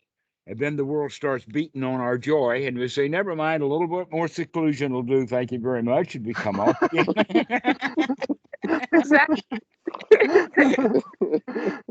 Exactly the point. And so we come off back into seclusion, and we get our act together, we get our mind together, we get all of our stuff, we get organized, we get our joy back, and then we go back into the world and we deal with it a little bit more until we get polluted with it again. But this time it doesn't take it takes longer, and we can maintain our happiness. And so we come back into seclusion. Never mind all of that world. I've had about as much of that as I can stand right now. Then we go off into seclusion and get myself happy. That's the practice. Is that yes, it really is easy when you remember to do it. It's easy when you have the skills to do it. It's easy when I talk about it, and it seems then hard when you don't have the skills. But instead of saying, "Oh, it's hard because I don't have the skills," the answer to that is, "Yes, this is easy because I'm developing the skill." And so, by continuing to see the success, and that's not our habit. The first thing that happens, in fact, this is so interesting that this is part of Goenka's talking the first or second day of the meditation retreats, the Goenka retreats, is when he's talking about basically that the practice starts with watching the breath. And so he'll say, when the mind wanders away from the breath, never mind, start again. The trick is the never mind part. Because normally when the mind wanders away from the breath for the beginner and they wake up to that, they will wake up with something like, what the hell? Because they thought that they were going to be able to watch the breath. I mean, everybody comes to meditation with the idea that this is my brain, this is my thoughts, this is my mind, and I can think the thoughts that I want to think. Everybody has that selfishness built in until they start practicing anapanasati and they recognize, hey, wait a minute, the mind is doing its own thing. It's out of control. I don't have any control over that mind at all. And that's the first uh, waking up. The first waking up is to recognize that I do not have the control I thought that I did. An example of that would be like chaining a dog up to a tree, taking about 50 paces, and then call the dog. The dog's not going to come. He can't. He's tied up. When your mind is tied up in all kinds of stuff, it's hard to call it into joy and happiness. It's kind of hard to call the dog to dinner when the dog is tied to a tree. So when we recognize that our mind is all tied up in the past, it's all tied up in thoughts of all the stuff that used to happen and all the stuff that might happen, and we are not in the present moment. And so this is the practice, is to remember. This is a skill to be developed, is to remember to be here now. Because when we are in the present moment, when we wake up, only then do you have a chance of controlling that monkey mind. And how we learn to control it is never mind, start again, come back to the breath and start again. And then the mind wanders away again. And then the student feels bad again, instead of doing what he needs to do, and that is to recognize, oh, the mind's wandered away again. Never mind, let's come back and start again. In other words, we do meditation itself critically rather than doing it nurturing. We need to nurture the mind when it wanders away instead of being critical of it. That makes it all so much easier, you know. When we're critical of ourselves, when we fuss at ourselves, when he says, oh, monkey mind, oh, this is so hard. Meditation is so much work. I'll never get around to it. Might as well quit. That's all just mentality of the loser. And we're actually wanting to develop the mentality of the winner. I can do this. And we start with, right now, there's no alligators, there's no crocodiles, there's no snakes. Everything is good. Wow, I can relax and be comfortable. And now I become satisfied, and later I become successful. That's the little process. The satisfaction and the success are built right into the teaching of the Buddha. The Pali words are Piti and Sukkha. Sukkha, I like that word. It's exactly the opposite of dukkha. Dukkha is being unsatisfied, and fear is one of the major dissatisfactions. But Sukha, that's the feeling of fearlessness or safety, security. In fact, when we use the word fearlessness, that sounds really big. But the word safe, that sounds easy. So let's go with feeling safe instead of feeling fearless. So just develop feeling safe. I'm safe right now. No danger. Mama's not going to hit me with that coat hanger. That is not going to whack me with that belt. The police are not going to put me in handcuffs right now. The snake's not going to bite me. I'm okay. Everything's okay right now. Everything's fine. We have to keep talking ourselves into that because the old thoughts will come back. Snake, daddy, coat hanger, belt. You know, these are the thoughts that keep coming up because they were part of that memory system that we developed when we were children. And because of the self-preservation instinct, we're much more likely to remember the dangers than we are to remember the good times. That when we were children, we have 10,000 good times and we have 50 bad moments. Guess what? When we're adults, we remember all 50 of those bad moments, but we've forgotten the 10,000 good moments that we've had. So a way to practice then is to start remembering when you were a really little kid, how much joy you actually did have when you were a little kid. How you felt nurtured and safe and everything was a toy. And you can get yourself mind back into that state that everything is safe and secure and everything I play with is a toy. And every failure is nothing but a learning experience. Aha, I see that one too. It's easy, but it needs to be repeated over and over again, over and over again. We have to make music out of it. Music is nothing but notes that are repeated over and over again. I mean, on a chromatic scale, from C to C, there's 8 white keys and 5 black ones. That means there's only 13 notes. And look how much music we've got in the world. Why is that with only 13 notes? The answer is because those notes are repeated over and over and over and over and over again. Beethoven, he was a master at repetition. His Fifth Symphony, da da da da, da da da da, 3 notes followed by a long note. Da da da da. The whole symphony is nothing but these 4 notes. 3 repeated quickly, and then 1 long note.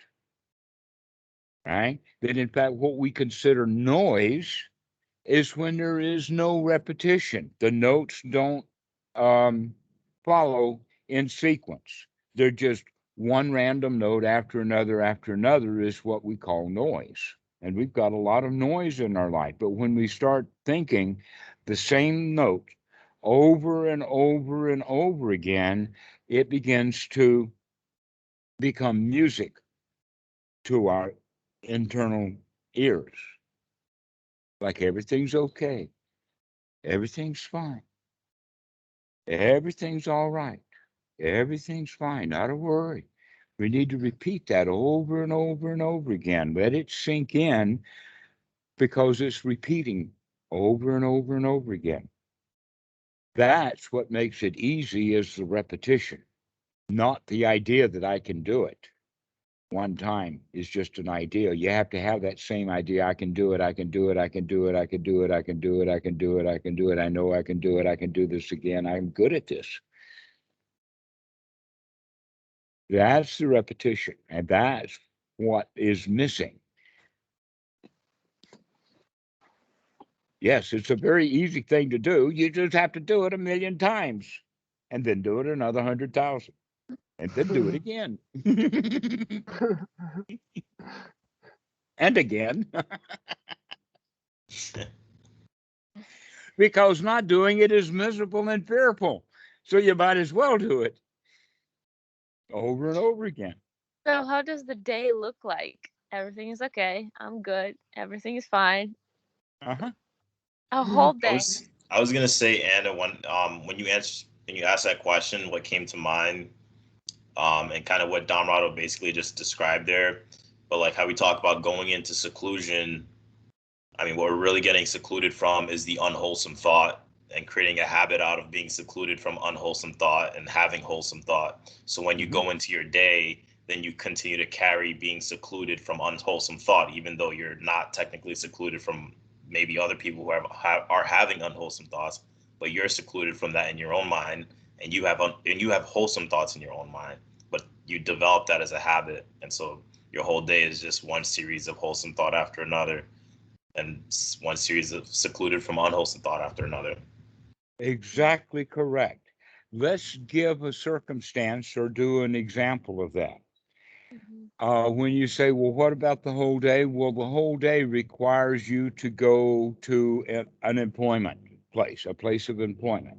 In order to get there, you ride public transportation, say a subway or a bus. On the subway, how many people are uptight, anxious, and fearful about their day? And here you are sitting on that bus or that subway full of joy. Your choice. You could be full of joy and ride the subway. You don't have to be miserable like everybody else or in a hurry or anxious or uptight. Then, in fact, if you're alert and awake, you might find other people on that subway who are also joyful. You smile at them and they smile back. So that's an example right there. We're not talking about you have to stop doing everything in order to feel good. A lot of people have those kind of questions. Robert had a friend who was saying, well, if I did that, then I would just lay in bed all day. And my answer was, yeah, well, laying in bed all day is nice. That's marvelous. But I do get up. I don't stay in bed all day because I can think of something to do. The question is, if I think of something to do, can I go do it joyfully and happily, or do I have to be miserable and get up out of bed miserably to go do what I was going to go do, which can go to employment, take the subway, sit at a desk. I can either sit at that desk happily, or I can sit at that desk and be miserable. My choice. Because I see that I've got the choice. Most people do not see that they've got a choice. The choice to make is simple. It's a simple choice. But we have to keep making that new choice over and over and over and over and over again, because we're more than likely the default without making a choice is the default position that brings on sufferings, anxiety, fear, just like it always has. This is what mindfulness is all about, is to wake up, to remember that you can ride the subway joyfully. And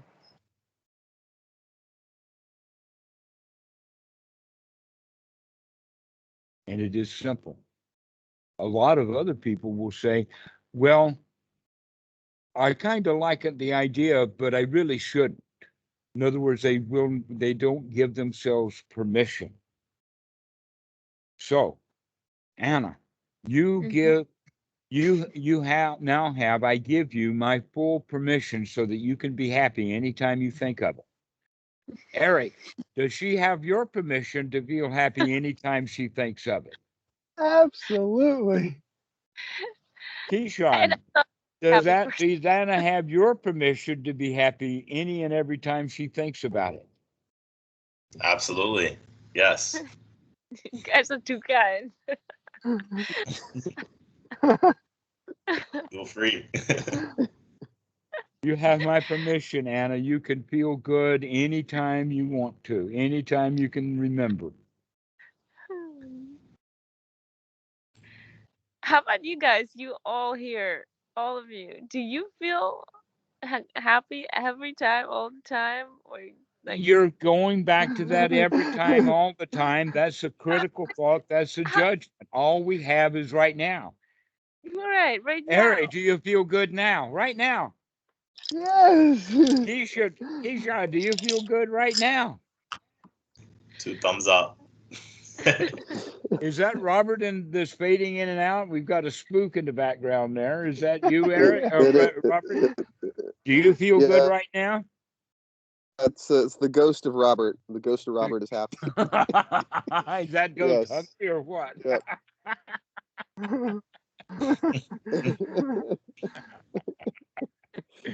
No, he all's just had good. lunch.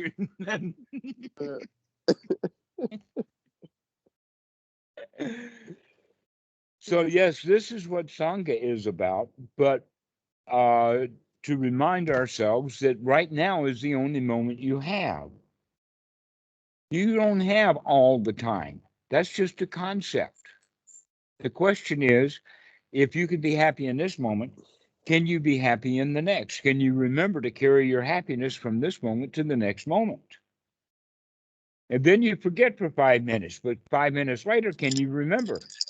And when you remember it, then you practice it again. Hey, right now I can feel good. I don't care about the last 5 minutes. If I start worrying about the last 5 minutes, that means for the next 5 minutes, I won't be joyful either. Let's forget about the past. Let's forget about the future. Let's just be happy now. You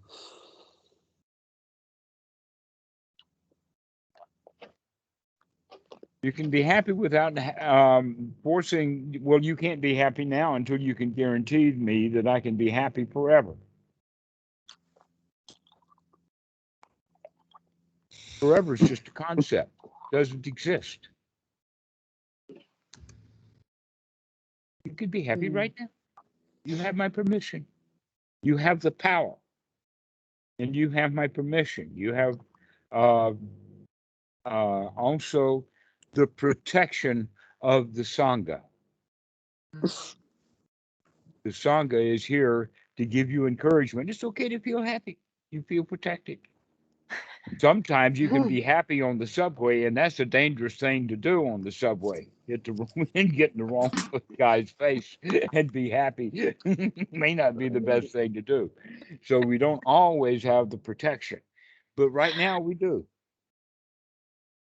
Right now, you have the protection of your environment. It is really okay to be happy, and you have the power to change your own mind. So you have protection, power, and permission. It's okay for you to be happy. It really is all right. Not a problem with it. I know it's an oxymoron, but that's the point. So, Anna, congratulations for not being full of fear for the past hour. Guys, there's so much attention to me. This is crazy.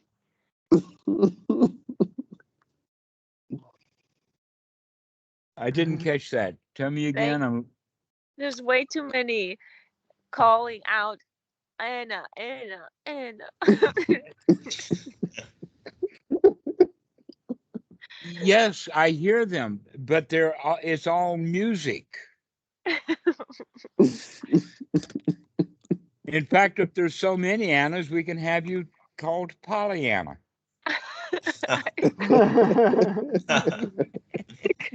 I'm very for you guys. I really appreciate you here. It's like You should watch that movie, Anna. It's a good one. Anna Karenina. No trains. She's in the subway, not under it.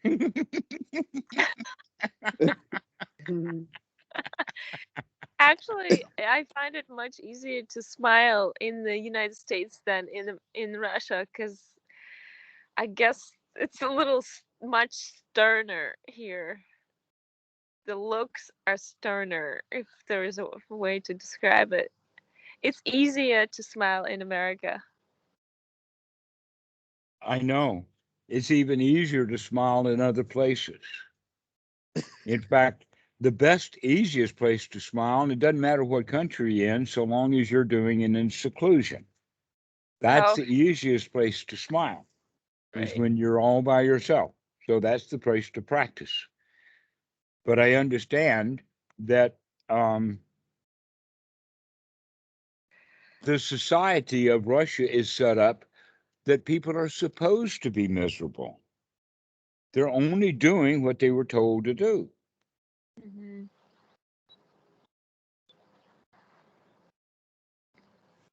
That history of Russia is old, been there much longer than even 200 years. Yeah. Yeah, that serf system. Actually, you could go so far as to say that Europe did, through a set of wars, etc., come out of feudal times. Russia never has come out of feudal times. Russia, No. in a way, is still stuck like their Yeah. church in the 14th century. Yeah. But that's okay. That's not your problem.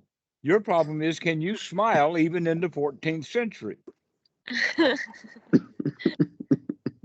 With your permission and my power, yeah, I can. Yeah. With my permission and your power and the protection of the Sangha, you can do it. Yeah. Woohoo! Yeah.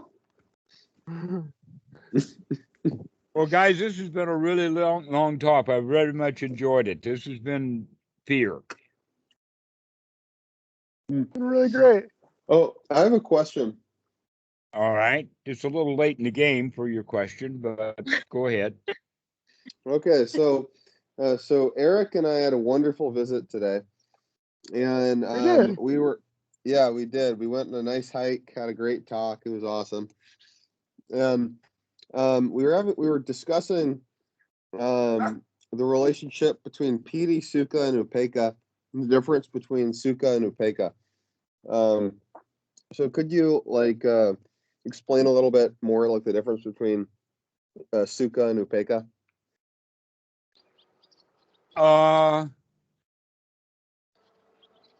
Let us say that it's a very, very gradual slope. And that the inclination is the inclination of peacefulness. That even though you could actually go so far as to say then that Piti and Upekkha are the extreme points of the scale, and that Sukkha slides along the scale. Now, Sukkha has all of the components of safety, security, comfort, and satisfaction. but also the success has a wow factor. And the wow factor of the success then melts into just feeling satisfied, just feeling successful, just feeling content, and just feeling safe and secure. But even that is a bit noisy, and that Upekkha is the actual bottom end of the rest. That rest does have the wow. It does have the feeling of safety and security and success and safety and satisfaction and comfort. But you've had it long enough that even that becomes ordinary. Okay. That let us put it in magical terms. The magical terms is the idea that someone becomes enlightened. And someone becomes enlightened, and then 5, 10, 15, 20 years later, the old enlightenment is different from the new enlightenment. Why? Because the new enlightenment is new. It needs to be discovered. It needs to be investigated, etc., like that. But the old enlightenment is well known, well established, old friend. So when safety, security, comfort, satisfaction, and success become old friends, that's Upekkha. Does that answer the question? It does. That's great. I suppose, like, one question I would have to follow up on that, is, and this is just kind of a thought, and maybe you can and please just correct me, but would you say that the primary difference between Upekkha and, say, some form of dullness is Upekkha has wakefulness within it? Oh, And absolutely. Dullness is not Upekkha. right. Upekkha is bright. Yeah, it's just wakeful. It's full knowledge. It's just that you've been bright for so long that the brightness is ordinary, not dull. Hmm. So you mentioned there's a longevity involved with the Upekkha. So do you think that someone could, like a beginning meditator, the way a beginning meditator might be able to sit down and just get into Piti and then get into Sukkha, in theory, if they're practicing correctly? Do you think it would be possible for a beginning meditator to also experience Upekkha, or do you think it requires like some time of practice? According to the sutras, it only took Sariputta 2 weeks to go through the whole show. Oh, The okay. Buddha talks about it in the Satipatthana Sutta, that this all can be done in 7 years. And then he says, what the heck, 7 years? You can do it in 7 months. Then he says, well, if you really are relaxed, you can do it in 7 days. Because Cool. that's what it's all about. The whole point is about relaxation. Just relax. How about 7 hours? Can you stay relaxed for 7 hours? If you could stay relaxed for 7 hours in a row, then why not another 7? Yeah, good point. And another 7. That's the whole point about it is that it doesn't matter about how long you do it. The question is, if I can do it now, I can do it again. Hmm. That everything is in motion. Everything is constant. That in fact, in modern physics, in science, they talk about it in the sense of matter and energy. E is equal to M times some factor. So that means that all we have is matter and energy. Energy is not matter. Matter is actually matter. And what we can say that energy is nothing but matter in motion. That's what energy is. That things are really cold, there's no energy there. When things are really hot, there's a lot of energy. When nucleons get busted up, the gluons express a lot of energy. They call that a nuclear bomb. Okay, everything has to do with energy and mass. That's all we've got. The question is, how can you come to rest? How can you get rid of all of the energy? Because our society wants you to be energetic. Why? Because if you're energetic, the society, especially your bosses, can make money off of you. If you are at rest and at peace, then they can't make money off of you. But you can enjoy your rest. You don't have to spend your time hot, full of energy, effort, wanting things, going places, that you can just sit down and do nothing. Enjoy your Mass. No energy necessary. Cool. And So one, Upekkha is just literally taking all of the wind out of the bag. Hmm. That's all there is to it. It's just one state level of peacefulness, peacefulness, peacefulness. And when you get all the ingredients of peaceful, then you get really used to it so that it's been there a long, long time. You could basically say that Upekkha is after Sukkha has rotted away. Hmm. It's Great, been there thank so you. long. That's helpful.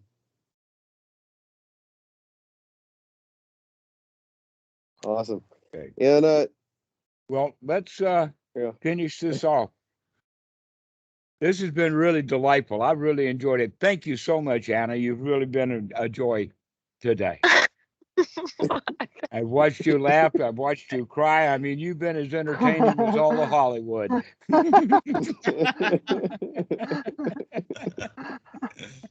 It's all written on my face, I guess. Thank you for allowing me the space and the time. I'm really glad that you've got some friends. I know, right? It was Let's promote this. We've got more park benches here for people to sit on. Yeah. More friends the merrier. The only thing that I wish I could do, and I mean, my heart's really in it, I really want to take this image and put it up on that big rock with the tree. But I can't do it. I don't know how. But I want to own that rock. That's why I'm being replaced. I tried. Poe told me that was my seat.